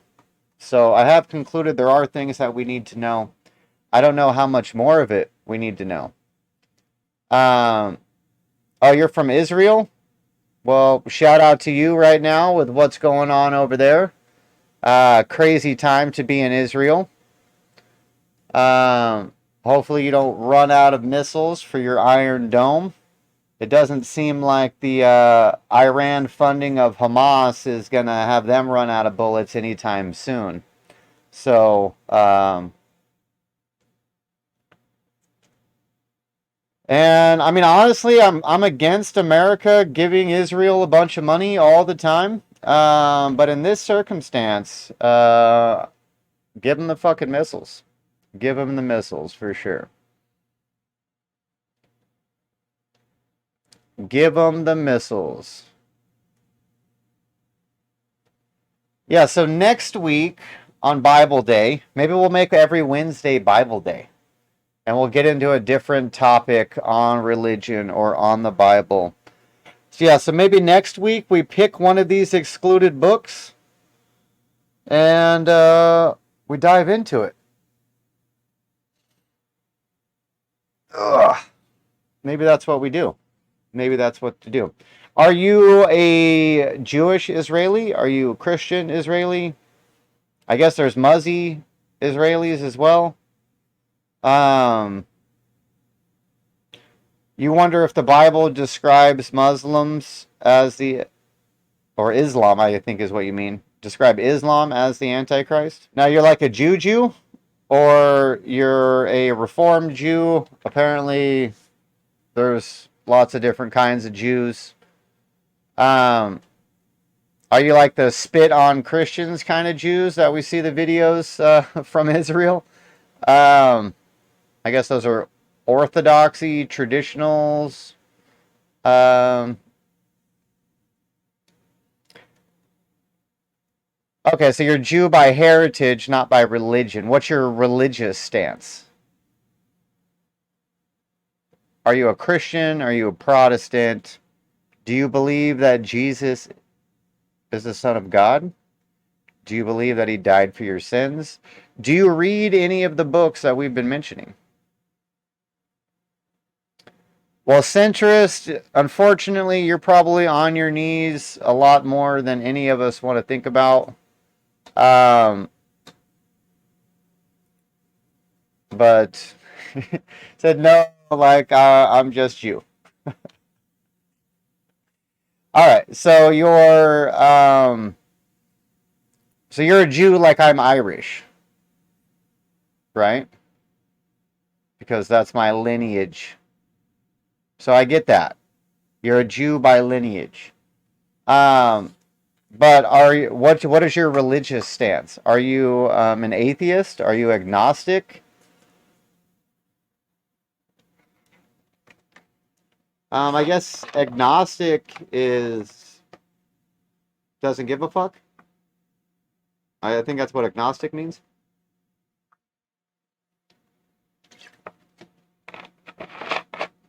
And then atheism is an actual belief that there is no God. So you believe in God, but not Jesus. Like every Jew in Israel, I guess. No, there's lots of Jews in Israel that are Christians. Or maybe not a lot, but there are some. And why... I know we're putting you on the spot as the only Jew involved in the chat, but why... How do I even ask the question?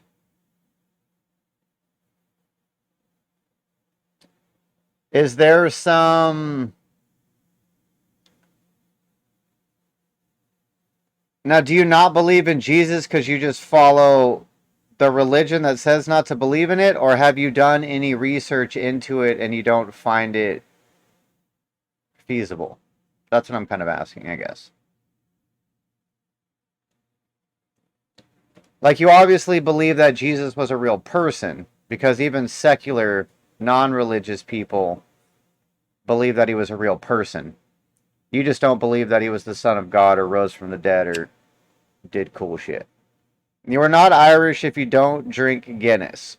I don't actually like Guinness, but I seen a video the other day that apparently Guinness in Ireland tastes different than the Guinness in America, and that I would like the Guinness from over there. Alright, so you don't actually know anything, is what you're saying. You have beliefs.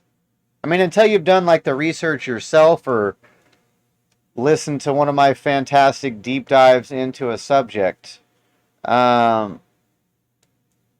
have an uninformed decision and lukewarm beliefs on what's going on. Okay. Interesting. Do the Jews in Israel think that the Jews are taking over other countries?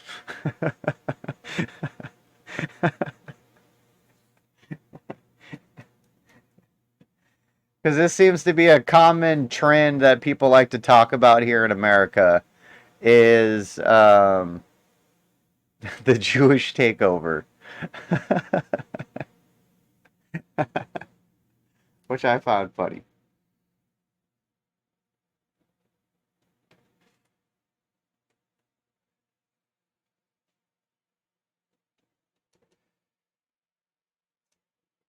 All right, well, very interesting stuff today. I'm hoping that all the Bible thumpers hit the comment section hard, and you correct me on everything that I said incorrect, and that you really get into it.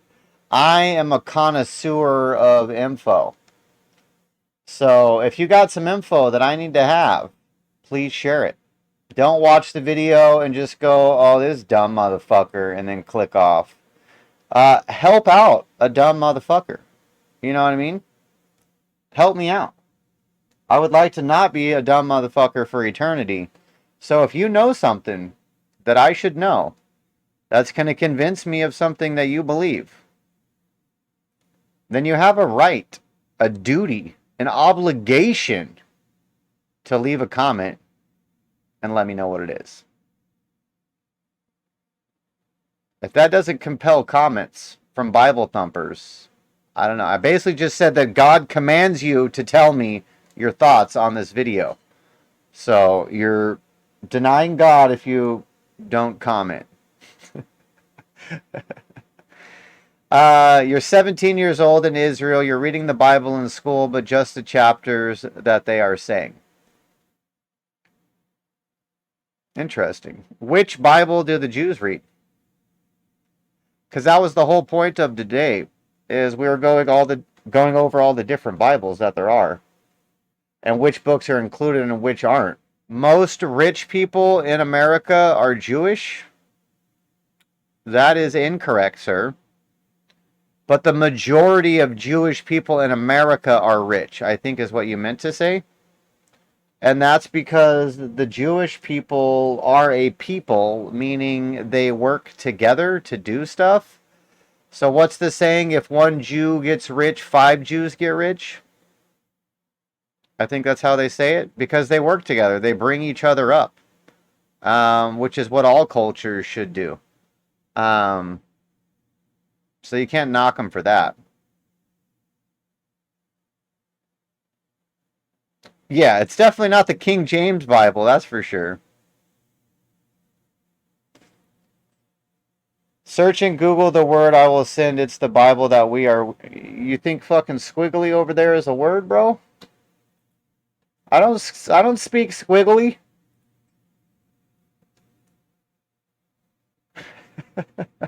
How the fuck do you even type that, bro? I don't even know how to type that. Can we copy it? That's what I'm gonna try to do. Can we copy it? I can't copy and paste from my stream. Maybe I can copy and paste from Twitch. Hold on. Alright, so it's the whole Hebrew Bible in the original Hebrew. That is one thing that would be very intriguing and very interesting to learn, is original Hebrew. Because it would be nice to be able to translate some of this stuff yourself. Alright, so what books are in the Hebrew Bible? Alright, so you guys got 24 books. You got the first 5. You got Joshua, Judges, Samuel, Kings, Isaiah, Jeremiah, Ezekiel, and the 12. And then you also have Psalms, Proverbs, Job, Song of Songs, Ruth, Lamentations, Ecclesiastes? How do you say that word? I don't know. Esther, Daniel, Ezra, and the Chronicles. Yeah, that might be an interesting deep dive we need to take as well. The differences between the Hebrew Bible and the Old Testament. Because a lot of people think that the Jews just believe in the Old Testament and not the New. But they don't even believe in all the Old Testament either. At least according to how the Christian Old Testament is put together. They don't even use all those books. So that might be an interesting deep dive as well. Song of Songs is the best. All right. Well, in future deep dives, we're going to get into some stuff. We're going to wrap it up there for today. We're almost 3 hours in. And I need to go get some side hustling on, since no one's paying me to talk about the Bible on the internet. I mean, they should be. They're just not. You know what I mean? So... But I appreciate everybody that stopped in today. Like I said before, make sure you leave your comments. I'm very curious about all of this stuff, and all information is needed. So let me know what you guys think. Shout out to everybody who tapped in and joined in on the chat. Amik, Centrist, as always, we appreciate you. I seen Leslie popped in earlier. I don't know if she was able to stick around or how much she listened to, but we appreciate her as well. And everybody else that tuned in. Like, comment, subscribe, thumbs up, all that good stuff. We appreciate you. We will be back tomorrow. Oh, and special announcement, on Friday, we have another independent artist coming on the channel for an interview and a deep dive into his music. His name is... Dun dun dun dun. Dun dun dun dun. Dun dun dun dun. Dun dun dun. Dun dun dun. Dun dun dun. Grand Melodic. So we have confirmed interview with Grand Melodic on Friday. We're going to chop it up with him, check out some of his music. So that's coming up on Friday's show. Tomorrow's show, we may do viewer requests tomorrow, since Friday's show is going to be pretty much the deep dive interview. So we may move Friday's viewer request day to tomorrow. Because Friday we got another interview coming up. I'm excited about it. I haven't made the thumbnail for it yet. I'm going to make it tonight so we can spread it around social media tomorrow, and hopefully get some people to come tune in for my third interview of an independent artist. It should be interesting. It should be interesting.